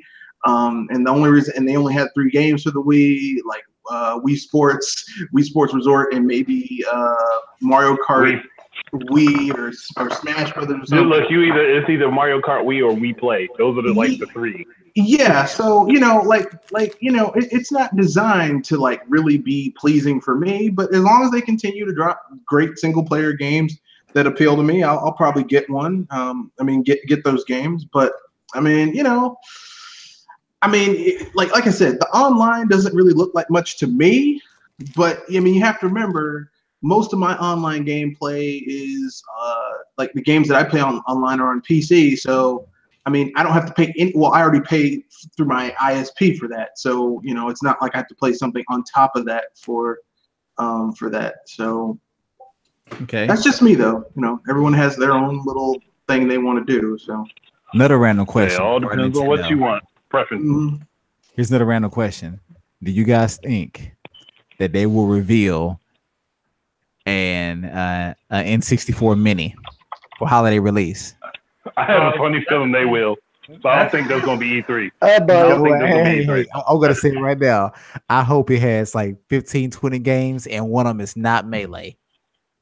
Well, Melee is a GameCube. Well, Melee was GameCube. Yeah. I'm sorry, not Melee. The first one. But I hope it's not. I know say, it better be GoldenEye. Like, okay. There's not really a way they're going to get GoldenEye. I don't think they can. Oh man, I mean, they could get GoldenEye, but it wouldn't be the N64. I want Turok. It would be that shitty one from where they replaced Pierce Brosnan with Daniel Craig. So, But that was Yeah, but that's not a 64 game. That's the Wii version. yeah, that's what I'm saying. If they were going to put it on there, it'd be the Wii version, which, I mean, I don't really like the Wii version. Nah, I played that one and like Daniel Craig does not feel It's got Daniel like Craig. he fits that role. And I'm sorry, Daniel Craig just, I mean, he's an okay Bond, but in GoldenEye. Daniel Craig is the athletic Bond. He's not the smooth, debonair Bond. But see, to me, He Daniel doesn't Craig, fit that role. the Bond roles he's been playing has been of a Bond just now getting his 00 status. Yeah, he's like the inexperienced He's new. Bond. He's impulsive. That was in the first movie. Yeah, in the first movie that was the case, but in subsequent movies he's like he's more of a like basically he looks older and more burnt out with every single James Bond he plays. I'm glad it's his last one because that last one he did, he was just going through the motions. You could like it's sad when the main character of a James Bond film doesn't want to fucking be there. That's sad, man. That's because he's not Bond. Honestly, he's not Bond. He's like the side agent that should be helping Bond. He's not Bond. He's the dude himself. who went through all the same training, but he just should be didn't get that whole suave, charismatic part down. 008. He should be 008. He really should. Basically, not be 007. he could be 008 or 9. He's And just the thing is, 6.5. 008 and 9 always are the guys who die. They get sent in, they do the blood work, and then they get killed, like before off screen. And James Bond's like, they killed 008. I have to get them back. like this. Like he could be the Bond agent that makes it to the end of the movie and get shot just before the credits. Yeah, But let's be clear on this, dude. I did say Turok. Okay, continue. Yeah, which one? What other, the first what one? other or the surprise second you think we're one? going to The see? Well, we're from talking about Nintendo? 64, so there's only the first two. I don't know. The third one's pretty I good. thought there were 3 on 64. Yeah, There was just the third one's on 64. I thought it wasn't. I thought it was. And Maybe I'm wrong. Because the first one is a good idea, but the jumping is so bad. The it's first clumsy. game, The some of concept was controls beautiful. are The just- execution needed work. Yeah, the second one is a lot better, and the third Second one one was everything more they like- learned was just it's the most polished of all of them. I never played the That's third what one. was the unfortunately. third one on 64? Was that Xbox? No. It was Xbox, I think. No, because it wasn't the third one called Rage Wars? N64. N64. It wasn't 64? was? Oh, Okay. Turok 3. I never played the third 64. one. Yeah, Turok 3 Rage Wars. I only played. Oh, okay. Yeah, I only I played the said first Turok two. 3 Shadow That's of why. Oblivion. No, the second one was Rage Wars. Yeah. Oh, and should we expect the Banjo Kazooie games to be on the N64 Nope. Mini? Nope. Here's the thing. They'd have to, Well, you know, they won't be. they'd have to make a deal with with Microsoft. to pull Microsoft. that Let off. me put it this way: if the Xbox One wasn't shitting the bed and pissing at the same time, I would say never. But considering that Microsoft's Xbox One has basically been bleeding out of its rectum, like I think at this point, anything to keep the Xbox brands, like the brands Microsoft has relevant, like that would really help. So Well, if that's the could happen. case, then we'd likely see Perfect Dark on there as well. Yeah, GoldenEye, Perfect Dark, Banjo. Well, not Gold. Well, yeah, GoldenEye, no. Perfect Dark, yes. Well, Activision I think Perfect owns Dark the will happen. Activision owns the publishing rights for GoldenEye, but if someone wants to do a port of GoldenEye 64, like it has to go through Nintendo too. That's the thing. Like it's this weird like double right holding thing. Like if you want to do GoldenEye 64, it has to. I think that's mostly because Nintendo helped with the production of that one. I if think I so, remember but correctly. whatever. It's like it's a dual right thing. It's not just They have only part. I know they have Activision part said. ownership in that particular game. So I know for sure we'll see Donkey Kong 64. yeah, I Even would though love to Nintendo will see. still have to argue with that too because of the you know, rare thing. But We I may love see, Donkey we Kong may see 64. Superman 64 too. No, But you- please. oh hell no! Oh hell! Don't troll me with that. No, Don't troll with that's- that. Man, that's Nobody not wants even that funny, garbage. man. That's not even fun. That's like you saying, "Oh, But they're you know gonna what? bring You know what would SNES. be?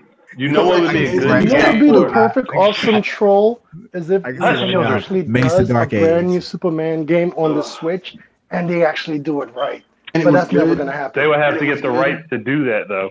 But Well, Yeah, I mean, I that know would one be an game that expensive should thing. be. The Batman Arkham Armored Edition engine would be perfect for that, actually. Man, come on, man. It's all I about. know- It's The all about. engine, I didn't say they would make it. Okay, Quarterback. can we get back to the 64 mini and the games that should be on it? Because I Yeah. have a good one. I know should definitely. Wave Hold on, race. hold on, hold on. First, Mischief Makers. Hold on, first. No, Mischief Makers, How man. many games? Yeah. But hold Mischief on, Makers for sure. But quick question: Hold how on. many games do you think it should have? You think it's going to have on it? Because I think the NES Mini had what 30, I Yeah. said they shouldn't go over 30, maybe 40 max. and then the SNES Mini had I think 22 or 23. I think they 30. should do 20 games that actually came out, No, that's and it. then have You the said one should. prototype game that never came out. But you say should. I'm saying, but how many do you think they're going to do? I think they're going to do 15.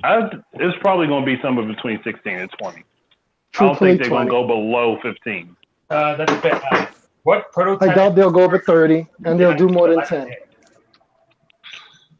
I think it'll be between 30 and 10. It's not going to be less than 10. It's not going to be more than 30. Exactly. Yeah. So 20 is probably the But sweet spot. here's what I'm saying though. Mischief Maker should be the first game they throw on there. And then You mean the first Nobody third has played that. the second game should be Beetle Adventure Racing. No. How about game was Wave fun. Race. Here's my list. Wave Race. Wave Race. Here's my list. Here's my list. Here's my Okay, list. go ahead. Super Mario 64. Obviously. Hold on. What Duh. you got a list? Hush. Yeah, he does have a Yes, list. I'm making a list. I'm making it as I'm going along. He's Super making Mario his list 64. twice. Mischief Makers, Mega Man 64, because that version of it has never been put anywhere else. Okay. What was I thinking? I Not can see Killer that. Instinct Gold, because that game was trash. Hey, It wasn't that it was bad. still good. It wasn't the that greatest, but it Yes, was it still was. good. I'm sorry. When the characters lay flat on the ground because the camera pads up, Yeah, okay, look. The you have to presentation remember, it's wasn't the the technology best, of but its it still was time, pretty dude. good. I mean, That's it like wasn't making as fun of good. Nintendo games. It wasn't as good as I'm SNES sorry. was, but it was still pretty it breaks your it breaks your concentration on the game. I'm sorry. I saw that happen. I couldn't play it anymore. I'm like, these dudes are rolling on the ground instead of jumping. Yeah, but I mean, it's like Killer Instinct is made as a parody of I know. Mortal Kombat, so it's supposed to look like that. How How about it's just a, board? Now that's Okay. Bethesda's on board with the Switch. that game was funny looking though. But continue with your list, Andre. Okay. I said Mario, Mischief Makers, Donkey Kong 64 should be on there. Diddy Kong Racing, 64. Oh yes, Mario Kart 64, obviously. If they could get it, if they could get the rights to use either one of them, either one of the Extreme G games, at least one of them. I would go two F-Zero X over one definitely. because the first one. Either way, like at least one of them. But F-Zero X should also be on that. Both Zeldas, because they're gonna put both of them on there anyway. Trying to think. Obviously, Smash 64. That's 10 so far. By the way, I Yoshi, said Mega Man, didn't I? Yoshi's said Island Mega should Man probably be Legends. on there. Well, Mega Man If you don't 64 put is Wave Mega Man Race or Legends. Pilot Wings, I'm kicking you in the face. I was going to say those next to gosh dang ingrate. So Wave Race and Pilot Wings, that's 13. Damn, I need a couple more. oh, let's not forget the two Zelda games, Ocarina of Time and Majora's Mask. He already No, I said already the two. mentioned those. He already said the two, the Zelda games. I said both Zeldas. Okay. I'm thinking. If they could get Clay Fighter 64 just for the kicks. Yeah, and that's a what really I'm- expensive game, so it would be great Yeah. to have it on, because that game's like $400. Yeah, get that, put that on there, because people are doing like fake cases and trying to sell it, and they're selling different games and stuff. Yeah. So- Let people legitimately get Clay Fighter 64. There was another game that Traveler's Tales did on I would say 64, and I can't remember what it I would was. also say NFL Blitz. Yeah, that'd be Yeah, cool. NFL Blitz. And if they could said get like that. either if they could get WCW NWO Revenge, RPG. No Mercy, or I got one for you. I got one for you. NBA courtside. WrestleMania. Yeah, I That actually heard, wouldn't even be bad. I heard honestly, you that wouldn't say even be bad. RPG, but there's only like 4 of them for the system, and 2 of them suck. No, I think the RPG Maker 64 or something like that. No, there's 4. There's Hybrid Heaven. There's Iden Chronicles the First Man, Quest 64. Quest 64, and there's Ogre Battle. Ogre all you Battle get. is the good one. And Ogre They can put Battle, Ogre Battle on there. Ogre Battle's good. Hybrid Heaven's Quest okay. 64 is questionable. Quest 64 is sucks. bad, but I have that game. Quest 64 is bad, but that game is a guilty pleasure for me. It is like the only good part about Quest 64 is at the very end, the final boss fight music is really really fun. But aside from that, I've never actually got to finish that game because my brother ruined my save. yeah, I got to the very end of that game. I saved outside the boss chamber. I was going to play it one day, coming home. Your older brother or your younger brother? Older, because I'm the youngest. Oh God. Okay. And he played the game. In the chat. It corrupted my save file. I'm not sure if you said it already on What? there, but Weister20 in the chat says Hydro Thunder. Oh yeah, that was on 64. That was on there. Dreamcast. I'll keep it real. Yeah, but that was on 64 too, wasn't it?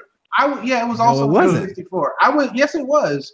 Yes, it was because like Ready to Rumble, Hydro Thunder, and Gauntlet Legends all came out around the same time, and they were on Dreamcast and 64. And ironically, the best version of Gauntlet Legends on a home console is on the N64. The best looking one was on the Dreamcast. The best looking one was on the Dreamcast. The one that had the most content it was on the N64. Yeah, it was a 64 so basically, one. A little shitty cartridge system had the best version of an arcade port. There's also Resident Evil 2. That's also that'd be cool. Yeah, Resident Evil 2 would be fine. Oh, you know what?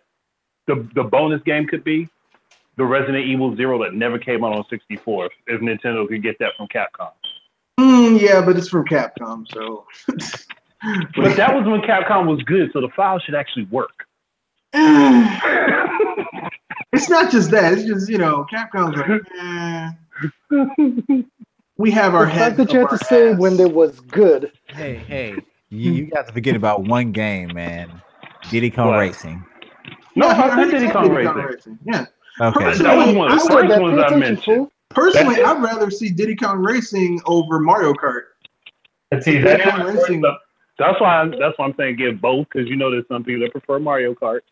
And then those of us that was skilled enough to play Diddy Kong Racing. There's so much Mario Kart. It's like that's why I want another Diddy Kong Racing game in the same format. I cannot believe none of you guys mentioned Cruising USA or Cruising World. Why? They're fun games, but they're okay. But San Francisco Rush. Well, I got one for you that you guys didn't even mention. That's fucking awesome. Snowboard Kids 2. I never actually played that. Snowboarding. Why haven't I thought of this before? What about Rampage? Rampage I don't know if Rampage will happen. Rampage 64 is not that good of a game, though. I think the second one was okay. The first one really wasn't. It's literally just Rampage on the N64 with better graphics. Like there's nothing new added to it. Hey, Red Fox, you should get Hydro Thunder for your barcade, man. It costs $2,500. No. Good God. I've already listen. I've already gotten 3 versions of Afterburner, and that's enough. Afterburner is enough, and hang on. That's enough. Okay, well. Ooh. The next what would actually be a good fit for this? A good Duke Nukem game, Duke Nukem 0 Hour. Oh yeah. That is a good one. Duke Nukem. I would put that on there. Actually, both of the Duke Nukem games on the N64 were pretty good. But Zero Hour was the better one. I'm sorry. Maybe even the Evil Dead game that was on the N64, even though it was more like a open, like a kind of a Legend of Zelda kind of knockoff. But I mean, that was a weird game. It's got Bruce Campbell killing people. It's got Bruce Campbell killing people, and that's all we need. It was still a very weird game, though. But Evil Dead's just weird. That's the whole point. I know Evil Dead itself is weird, but that game was like weird in a way that didn't match the weirdness of the series. Well, so, how would you guys feel if the canceled prototype N64 game we get for the N64 Mini was instead Earthbound 64, aka Mother 3? Oh god, that would set the world on fire. You would not find you won't find a Mini 64. If we're gonna go that far, we might as well get the Ura Zelda game that never actually made it to the 64 put out on it. Or the Mario RPG that they were making before they scrapped it and turned it into Paper Mario. Yeah. Yeah. Or I they actually could Paper just, Mario would be a good fit too. or they could just do that. I didn't port think about Paper of, Mario. or they could just do that port of Doshin the Giant that never came out in America. Yeah, and also the translated version of Sin and Punishment. I forgot about that. Put that on there. Yeah, that'd be cool. Okay, so what other surprises do you think? We know we're gonna see Smash and Splatoon and a few other things there already. But what other surprises do you think we're gonna see? I'm gonna call a Hail Mary here. We're gonna get Skyward Sword, the actual way they wanted it to be made, announced for the Switch. We're gonna get the HD version with the all the loading 1-to-1 times between the drops. Hold on. With 1-to-1. Okay. I want to touch on that then. With we get this enhanced Skyward Sword you're talking about in the Breath of the Wild engine. Actually, yeah, because it would fit. It would work. I mean, it could happen. That would actually probably improve the gameplay. It would probably improve the gameplay, but they would add the motion control. The only problem is that it probably wouldn't do anything for me because I like neither of those games. Like neither of those are in my top 10 Legend of Zelda games. So it's like you guys would be like, yeah, I'd be like, oh fuck. Okay, so what other surprises do you think we're gonna get? Okay. Here's a good one. Here's a good one. The sequel to Eternal Darkness. Yeah, that'd be cool. That'd be cool. What if? Here's two surprises they could show that would make me lose. I wouldn't lose my shit, but I definitely would be surprised. We find out that Retro Secret Project is Lego Batman. No. How the hell would Retro be working on Lego Batman? That makes no sense. No, their secret project that they're working on is Diddy Kong Racing. No. No. That would be nice, but no. Let them stay away from Donkey Kong for a little bit. I'm gonna keep it real. Having played all of the retro Donkey Kong Country games, and then going back and playing the rare Donkey Kong Country games, I'm gonna call it right now. If you consider that retro right now is in their golden age versus rare in their golden age, Rare still had the more golden age. But that's neither here nor there. That was also when technical skill was more needed to make a game than now. Yeah, so I would go. Retro's making their an original IP that you've never seen before, and there was one that they had. Like Raven something, like Raven Child or Raven Blade. That's what Raven Blade. It was what it was. I would love to see if they did that. But and the other surprise game that I would like to see, this is Monolith Soft, because they just got off of Xenoblade Chronicles, and they're working on something else. I would like to see them team up with Namco Bandai, since Nintendo seems to be all chubby, not chubby, but all buddy with them. Yeah, chummy. Buddy with them. I would like to see them make a real Baten Kaitos sequel. Oh gosh, that's right. Card battle RPG return, and not like Baten Kaitos Origin, which was dumbed down for people who didn't want to do the work of building decks for each individual character. I mean, like a real sequel. That would be cool. I'd be for that. That would surprise me. I'd be totally for that. Other than that, I can pretty much guess they're probably going to talk a lot about Smash Brothers for the Switch. You're probably going to see like, oh man, look at these new characters we got. Oh, okay, we have more new characters. Hey, listen. They'll finally be able to put Ice Climbers back in. Okay. Putting back, I should mention that speaking of Ice Climbers, there's this rumor from Virgin, the guy who leaked the TMNT DLC for Injustice 2, Soul Calibur 6, as well as the scrapped Season 2 DLC fighters for Marvel vs. Capcom Infinite. He claims that along with the return of the Ice Climbers, we'll also be getting Ridley and Simon Belmont as our newcomers for Smash Brothers for Switch. Who? Ridley? Yeah. Ridley, the gigantic character that doesn't fit on screen, and they already have a model of in the game anyhow as part of a stage. Yes. And the troll people. Simon Belmont. See, Simon Belmont, I could kind of roll with, depending on which Simon it is. If it's Simon from Lords of Shadows, I don't want him. Simon that's the original Simon, if it's Simon that was the original Simon that looked like a little bit of a pretty boy, fine, because he can kick behind. But Lords of Shadows Simon was a crybaby, and I did not like him. I have to. Well, I mean, okay. His character, I have to agree. His character was a crybaby, but he looked badass with the beard. Yeah, and but that's the problem. That's the problem. He looked so tough. Yeah, but that's But he the thing. whined and cried more than a baby. Yeah, but I mean, that's the thing. Like when I think of Simon Belmont, I If think that's an of alternate costume, fine. But I want the original look to be Simon. Yeah, but he had I'm a sorry, beard. He had a beard back in the day. It just you didn't really. It was he like he had one back in the day originally. That's what I'm saying. I mean, Original Simon is fine. As long as they don't use the Castlevania from the Wii game that looked like a Bishanin. Like I don't want. It's like. Dude, Are you talking about from Castlevania Judgment? Yeah. Look, listen. This dude fights vampires. He's the grandson of Dracula. He's fucking kills monsters and shit. I don't need a dude who looks like a 14-year-old boy whose balls haven't dropped. Okay. Okay, Not but cool. that was a thing though. So, like, because they made Simon look like that several games. Because even in Castlevania Chronicles, he kind of looked like that with his red hair. Yeah, and I can't deal with that. Like I need my Simon Belmont to look like a dude, a man who shaves. Hold on. Sprite, when he gets Sprite old, in he's the gonna have chat a beer belly. Sprite in the chat says, "So y'all would choose Simon Belmont over Bomberman?" Yeah, because Bomberman's too easy. I would. Bomberman, I kind of think there's enough characters that fill his position. Yeah, like Mega Man. If Mega Man returns, he's basically like Bomberman, except instead of literally all they would have to do is give Mega Man Bomb Man's weapon. Yeah, Okay, well, hold on. Let me read through these comments real quick because they're going crazy here. So Sprite, I guess in regards to your games on the N64, he did mention let's see here, F-Zero X with the expansion worked in. Yes, that would be awesome. Mario Party 3 and Mario Party 2. Can't do one because of the rotating thing.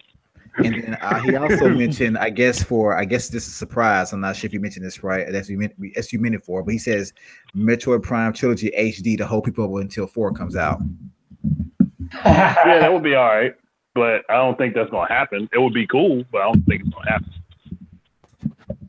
Oh, y'all play Shadow Man. Shadow Man was on 64. That wouldn't be a bad choice either. And another Shadow Man 64. Oh man, that game was creepy. Yeah, but it was good. We're not gonna do GameCube games today. Not today. This No, that GameCube. This is just N64. It's just N64. But yes, right. Simon Belmont over Bomberman. Yes. Okay, now Simon has more history behind him anyway. So anyone else got any surprises that they think we'll see that have not been announced? Like they couldn't see coming or they couldn't happen. There's that rumored Star Fox racing game.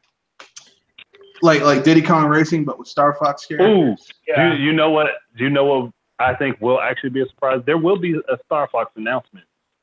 It's probably going to be a port of Star Fox. It's not going to be the racing game yet. Exactly. It's going to be a port of Star Fox Zero. And Nintendo's going to be like, Star Fox Zero, $70. Yeah.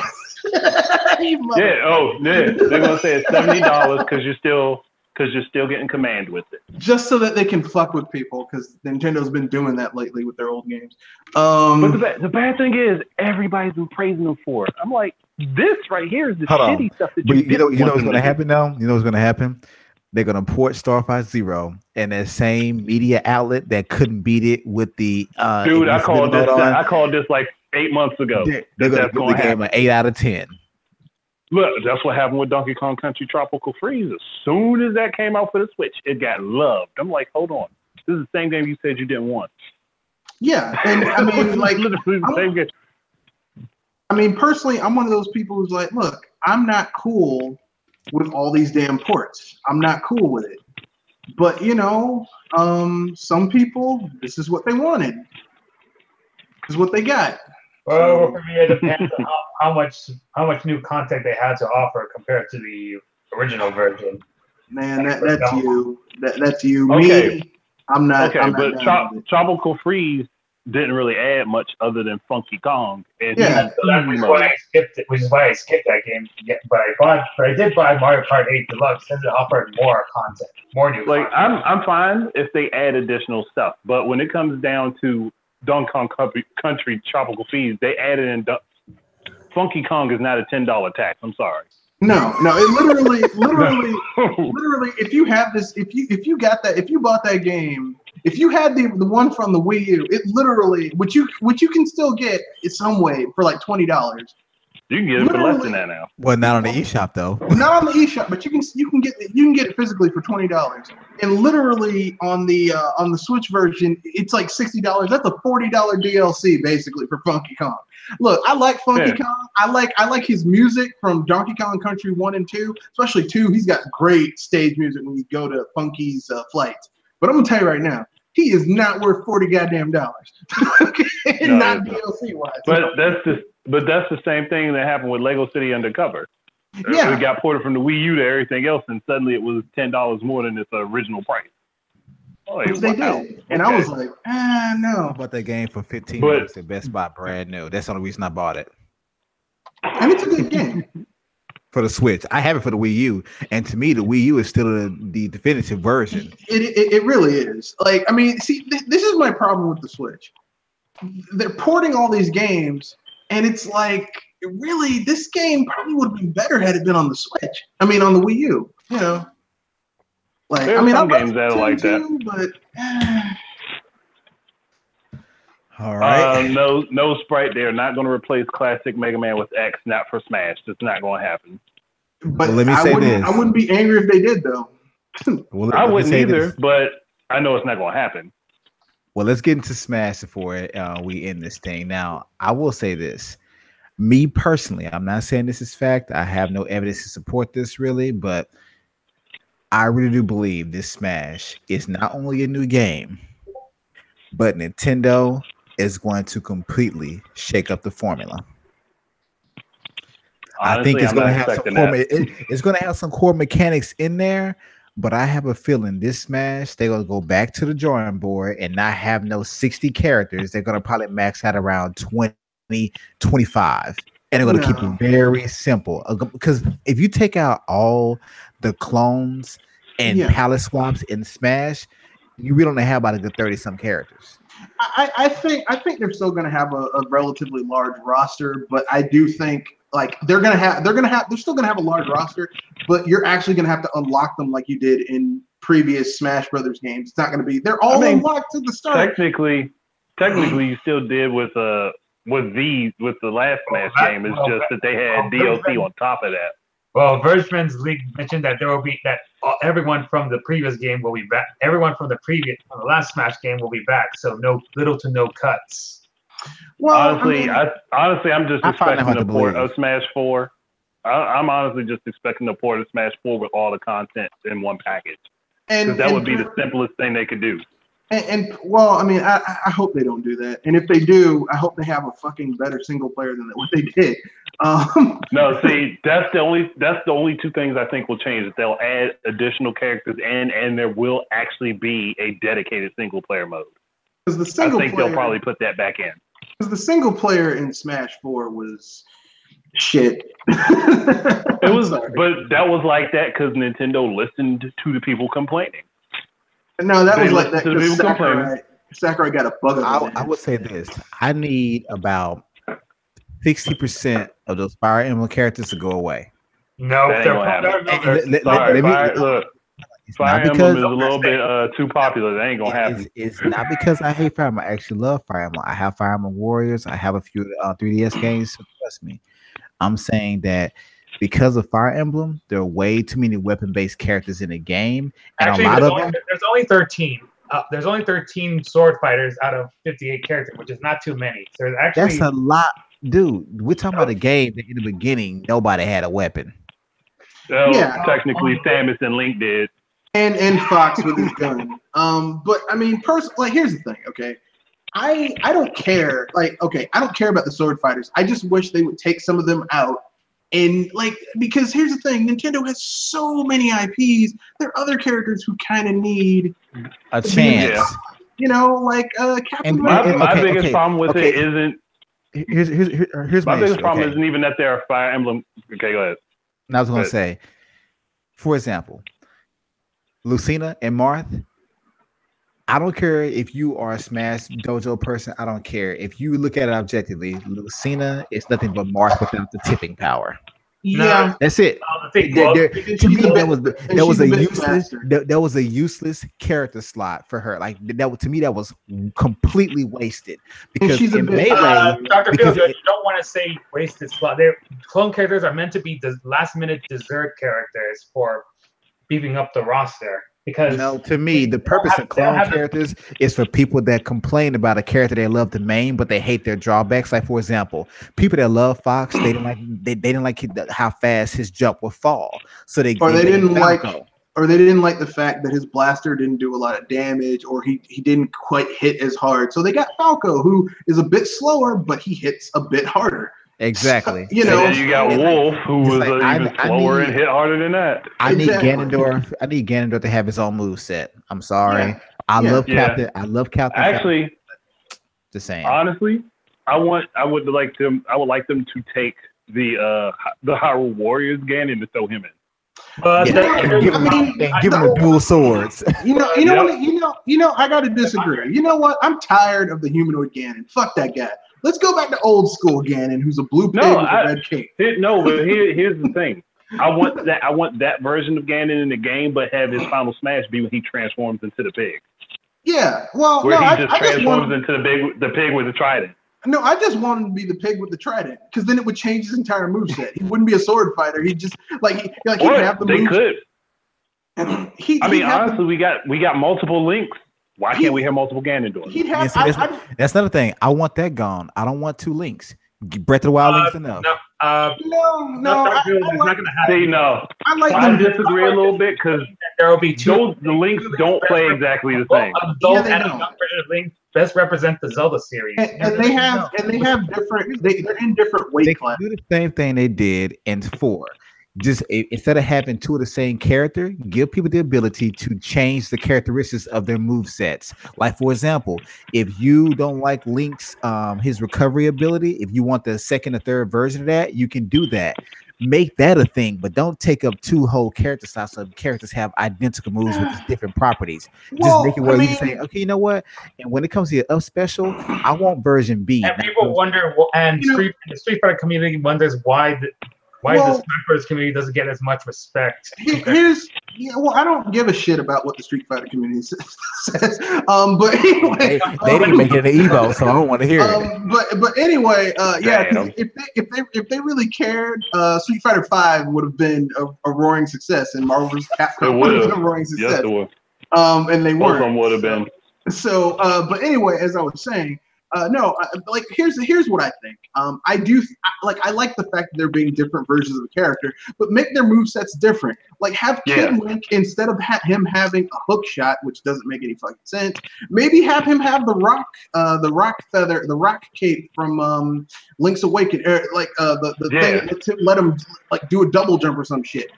That will work out. Do something different. Like have 2 Ganondorfs. I don't care. You can have a Ganondorf from Hyrule Warriors, and then have the old school back in the day Ganondorf that I know, the blue pig with the cape, and then you make him into more of like a magic character. He can teleport and turn invisible for a little bit. But there's a problem when it comes to Zelda characters. They all have to. With the exception of 2 Link, they all have to use the same design from their most recent games. And Hyrule Warriors Ganondorf will look out of place. Well, that's bullshit because Captain Falcon hasn't been in the game for a while.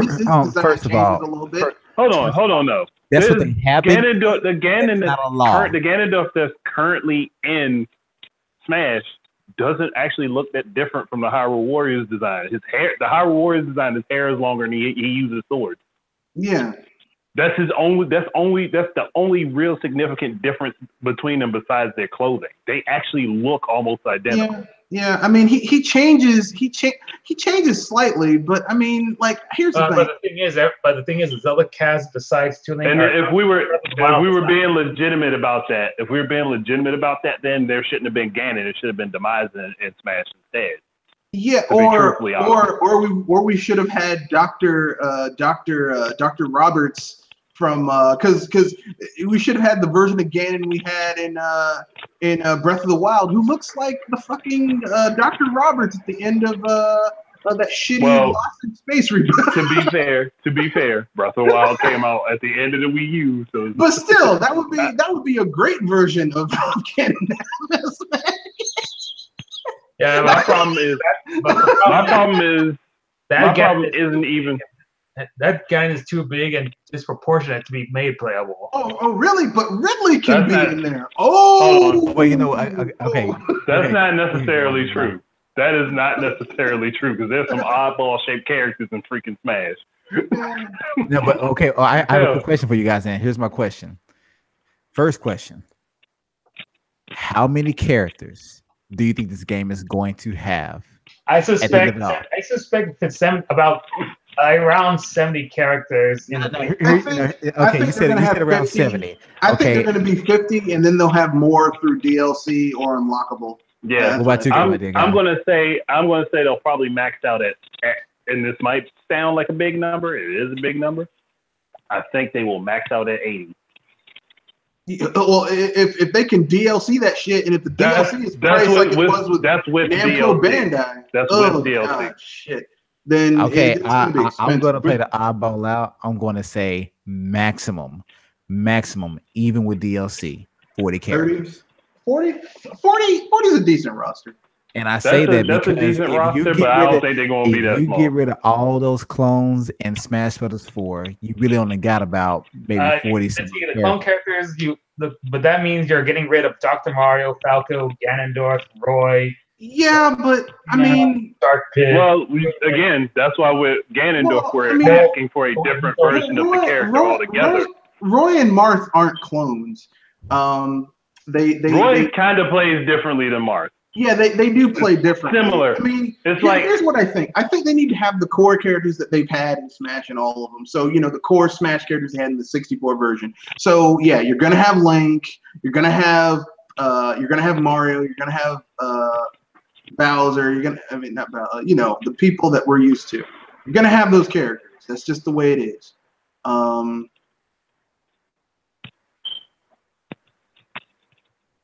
At the end of it all, man, I really do think it's going to be roughly 40 characters. Now, I would say this.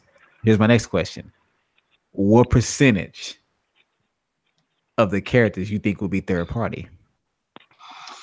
Less than 5. Okay.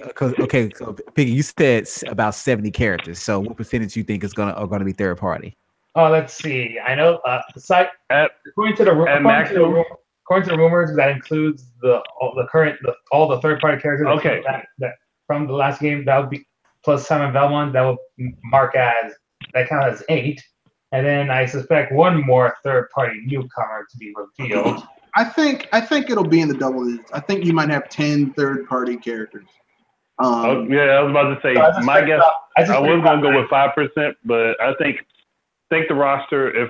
If we go with my number of 80 characters, 10% of the roster, maybe 10 slots for third party. Yeah, that wouldn't be bad. The reason I say 10 is because there's so many third party characters that began their life on Nintendo consoles, and it would make sense for them to be in a Smash Brothers game, like Simon Belmont, Bomberman. Even though I don't think Bomberman could be there. Ryu Hayabusa, because remember, don't forget, Ninja Gaiden began on Nintendo console. Like so many characters began their lives on the Nintendo console. It would make sense for them to be there.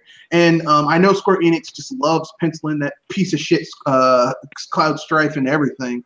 But I would love for it to if a Square Enix character appears in there. There's so many other Square Enix characters that started their lives on Nintendo consoles that could be there. Like no, it wouldn't be a shock if they took what's the dude from Bravely Default, the one that forgot his that lost his memory. I know you're talking about. Blonde dude, you know what I'm talking about. His damn town was eaten by a hole. His whole damn town just disappeared. Yeah, I know what you're talking about. The guy who just won't die. Like in the second game, he comes back because like apparently some spirits in him that keeps him from dying. I can't remember. I forgot his name. Yeah.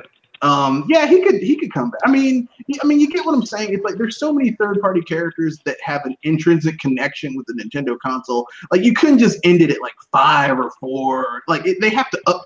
Like every time a Smash Brothers comes out, it's more than just a new game. It's an event, so it has to be something big.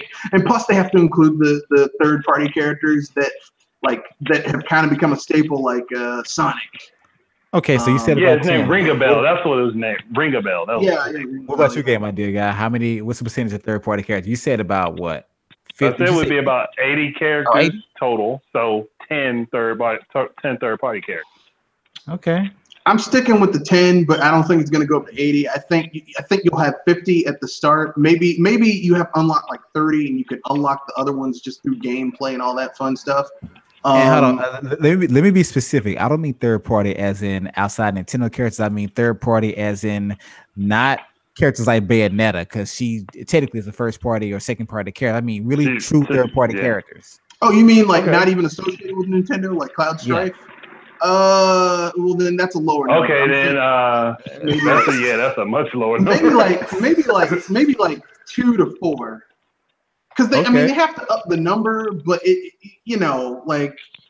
can't go backwards. They have to go forwards, but it's not going to be a huge number because right now, who was it? I think isn't Sonic pretty much the only one?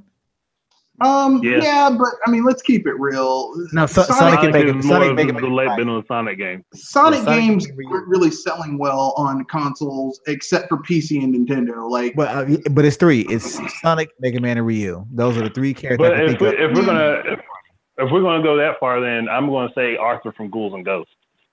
Yeah, that'd be cool. Or Monster Hunter.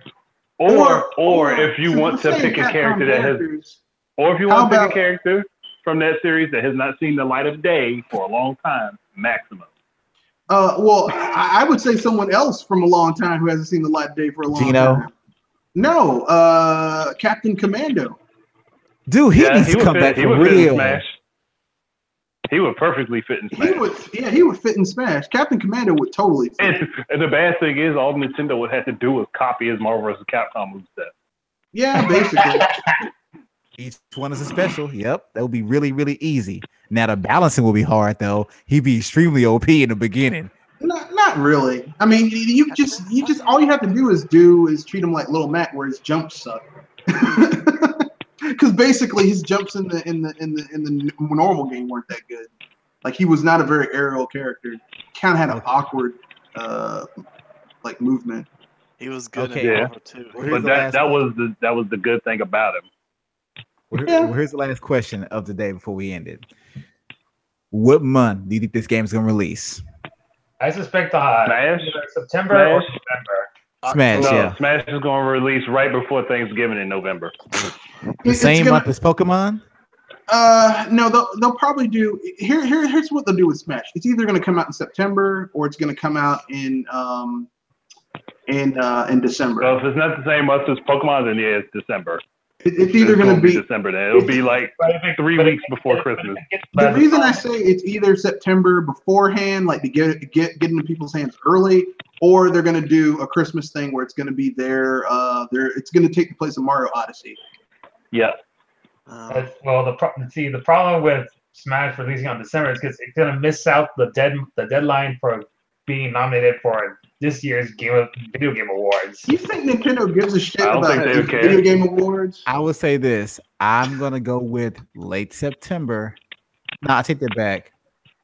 I would say October. And the reason why is because I think the Fire Emblem game is going to release in September. What's big in October? Yeah, it wouldn't be bad. Nintendo, nothing. Not a whole lot as far as I know. Well, remember, Mario Odyssey came out at the end of October. And that did like 9 million. And Smash for Wii U came out in October, remember? It came out in October for Wii U. It was on November, actually. Oh, yeah, that's right. It came out at the end of the month. No, it came out on September for, I think, the 3DS. October. And then a month later, Wii U version came out. Yeah, and I mean, like, here's the thing. Here's the thing. I don't think Nintendo doesn't really like. Nintendo doesn't care about accolades and shit like that because they know they make good games and someone's gonna appreciate them. Like they aren't like Capcom that's gonna tell that lie. The reason we released Street Fighter V before it was ready was for the tournament. which is some bullshit. We But leave that company alone. Street Fighter 5 is like 3 years removed now. Come on now, man. yeah, but I mean, But the yeah, fact that they but hold released on, that hold game on. where it was Hold missing on. all that shit. Doc, you ain't got no right to talk because you still harp on Order 1886. No, I The bring it odor- up to make to make a joke.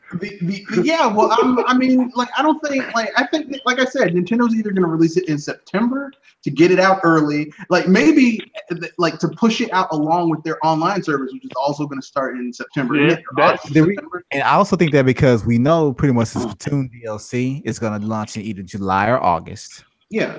I think that's launching in July. So okay, if it's Didn't they July, already give a date to that? something's gonna drop in August. I'm pretty sure, and Smash is gonna be a fall game regardless. And I'm pretty sure that as popular as Smash is, they do not want Smash sales to be dampened by Pokemon. You cannot release a game after Pokemon and expect that to succeed, at least not as much you wanted to. Smash is gonna be its own breeding maybe ground. this version of Pokemon they could. The Smash for Wii U was released on the same day as Pokemon Omega Ruby and Alpha Sapphire. Well, then Yeah, they- it then did, it might but be and although separate it did platforms. sell well, Pokemon Separate platforms, though. separate Yeah. platforms is the same. I'm telling you, they're not going to cannibalize this game. They've been giving all their games anywhere from a They give it a 4 to good 5 month. week break. Yeah, they give them a month between each other. So Fire. it's either going to be Odyssey. it's either going to be their September game or their November, December game. The reason I say it's going to be September is because that's when they're going to be launching their online service, and they're going to want a game that's really going to show that their online can compete. And Smash Brothers could be that game. I'm telling you right Yeah. now, December is going to be Xenoblade Chronicles X2. Hell no. That game isn't in development yet. No, they're not. Even if they're working on it, they're not going to release it in this year. That'd be too damn early. Yeah.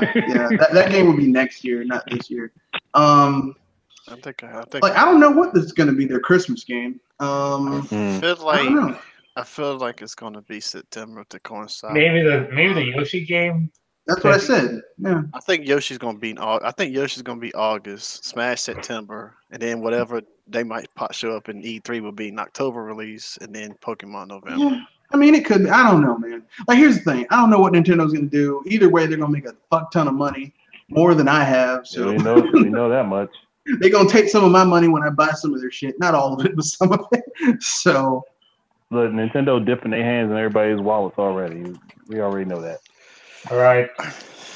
I get a little bit from you. I'll come get a little bit from you. And hey, you two, come on, bring that wallet here. What? Really? That's Nintendo. That's what they doing. So Nintendo's going to do whatever the hell they want. So Tell me it's not a bunch of people bending over backwards for Nintendo stuff right now. you want your shit, Nintendo. You know. So I mean, I can't get Nintendo like dope fiends and shit. Nintendo, you got any more of them Switch games? You think we should, Hey, baby. Oh, and one other question: should we expect any official gameplay footage of Metroid Prime 4 this E3? That's possible, but Yeah, I they're don't think probably that- going to. You know think what? they'll be That might Treehouse. be their Christmas game. That You might think be. so? Metroid Prime 4 might be their Christmas game. I would think That it'd be might more of an actually be. August game. Nah, No. I don't think they're. I It don't would think they're make done sense. finalizing their stuff on it No, yet. that might be their September game might be Smash Brothers. Their August game might be the Yoshi game, and then their Christmas game might be Metroid Prime 4. Because everyone was just, I don't want Federation Force because it doesn't have Samus. I'm gonna piss myself like a little You baby. know what? 'cause I'm a bitch. But you know what? If they literally remastered Federation Force and changed its name just a slight bit, everyone will buy it.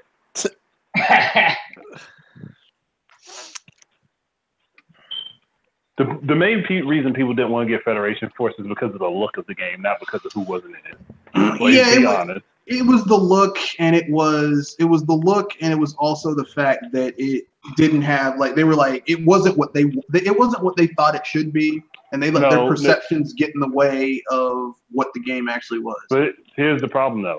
It was literally a game that everyone asked for. We want a Metroid game where we can play co-op together. We want a Metroid game where we can play with other characters besides Samus.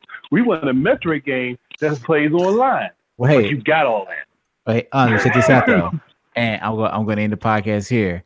I hope Nintendo, I hope you're listening right now. In a new Smash, I hope you take out Samus and put in a Federation Soldier. Oh yeah, if they had a huge troll. Actually, you know, Do it'd be it. cool. I want them to do it. Take if out they- Samus Aran and make her ass a trophy. Too late. They can't do that. Showed in the first weekend kind of first. They can't do that. You know Yes, they can't do that. That's- Yes, they No, can. they would be- can't. it They would be a cannot nice do troll. that and hope that You know what? No, you know what? You know what? You know what they should do? They should say, you know what? This game is gonna link up with your 3DS save file of Metroid Federation Force. If you got a save file, you can play as Samus. If you don't, too damn bad. It would be a nice That's troll. fucked up. I'm not gonna lie, it would be a nice troll. And I can You see know that they game won't do price that. hiking up real fast. You want to know what else would probably be a really nice troll? And I mean, they probably would never do this, but it would be a really fucking nice troll. If they were to make another Metroid game where you play as a new bounty hunter, but it's not Samus. It's like some other person. One of the hunters from Metroid Prime Hunters. No, like maybe No, just some, a completely new character. yeah, someone who's just getting into the bounty hunting game. Right? Honestly, I would love them to. I want them to remake Super Metroid, and I want them to add this to it.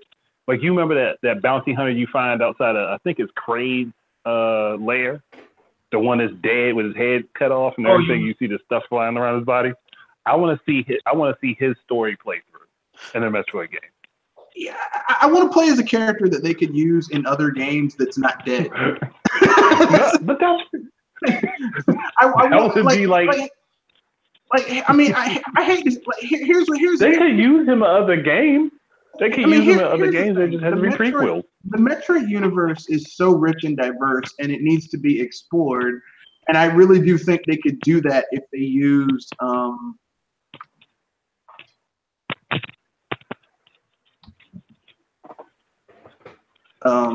you know, something that was a little bit different. Just, you know, like a character, like maybe you have someone after the events of Metroid Other M, and they're like, you know what, like I'm disenfranchised with the Federation.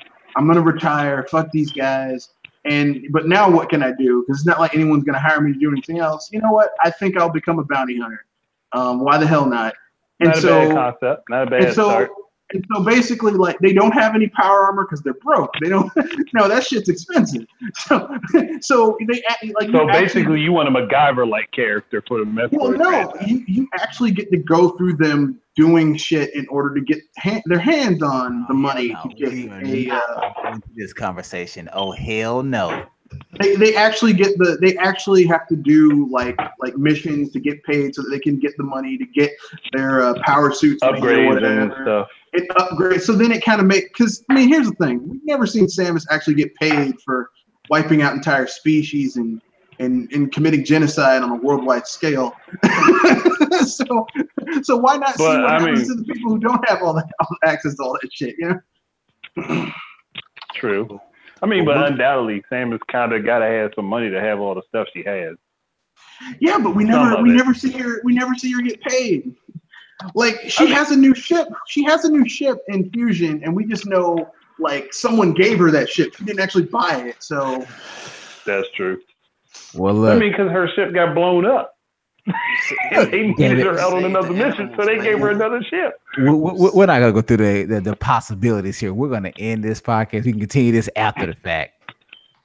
that would be an interesting game.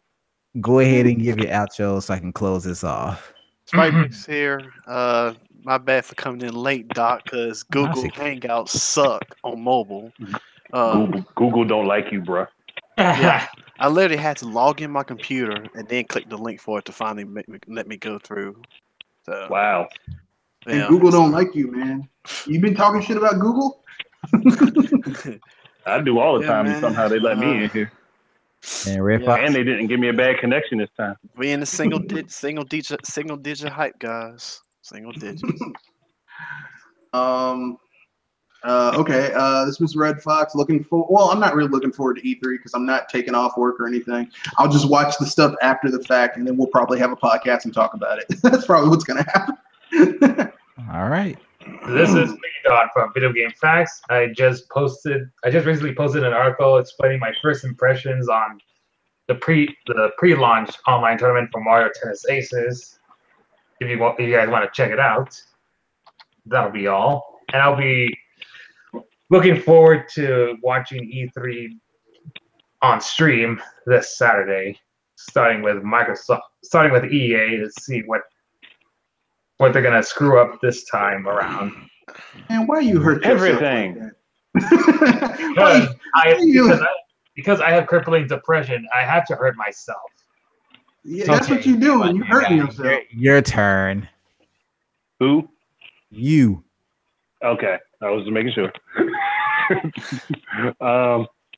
Well, while I don't have anything special going on yet, I am working on the projected idea video I talked about like a while ago, where I go over the possibilities of Nintendo sticking to a dedicated handheld, and then another video going over the possibilities of Nintendo making a mobile device to replace handhelds for them as the partner to the Switch.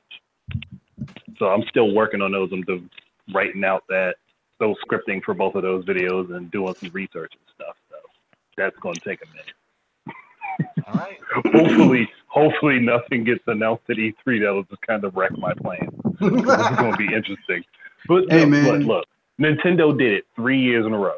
I had a video prepared to talk about doing Toys to Life stuff for Nintendo. Then they announced Amiibo. Then there was like a couple other things I was going to do. At every E3, they broke what I was planning, and I got pissed off.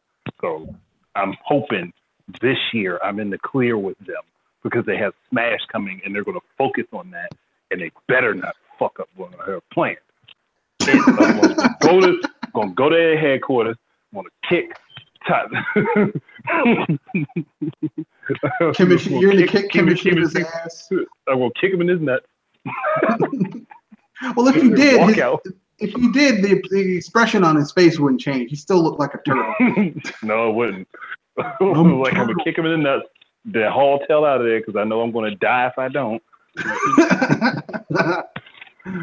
Kimishima the turtle host. Boy, but honestly, like I really want to get those videos done, and I really hope nothing gets announced that like mucks that up. But that's it.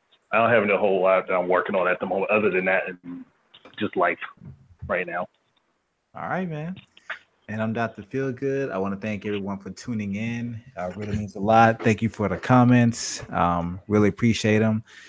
Just an update. I will not be doing these every week. It's not because I really can't, but I understand that nothing relevant happens every single week that's worth talking about unless you want to be like all the other YouTubers and just talk about what everyone else is talking about and or quote unquote bitching about. So no, it'll be random. It will be every once in a while. It's not going to be every week. I'm not trying to get rich about this here, but the Gamers of Lars podcast is back and is going to be like it used to be before. So but like I said, it won't be every single week. When something relevant happens, podcast, they probably talking about it. But Nintendo, anyway, why we stuck to a mobile app, man? Why can't we just talk off our switches? Yeah, shut the hell up. Anyway, once again, thank you guys for all tuning in. Thank you guys for coming. I know it's been a minute, and I hope some of you other Gamers at Large bastards out there can join in whenever you can. But till next time, keep it gaming and peace out. Brought to you by the letter Orange. Watch out for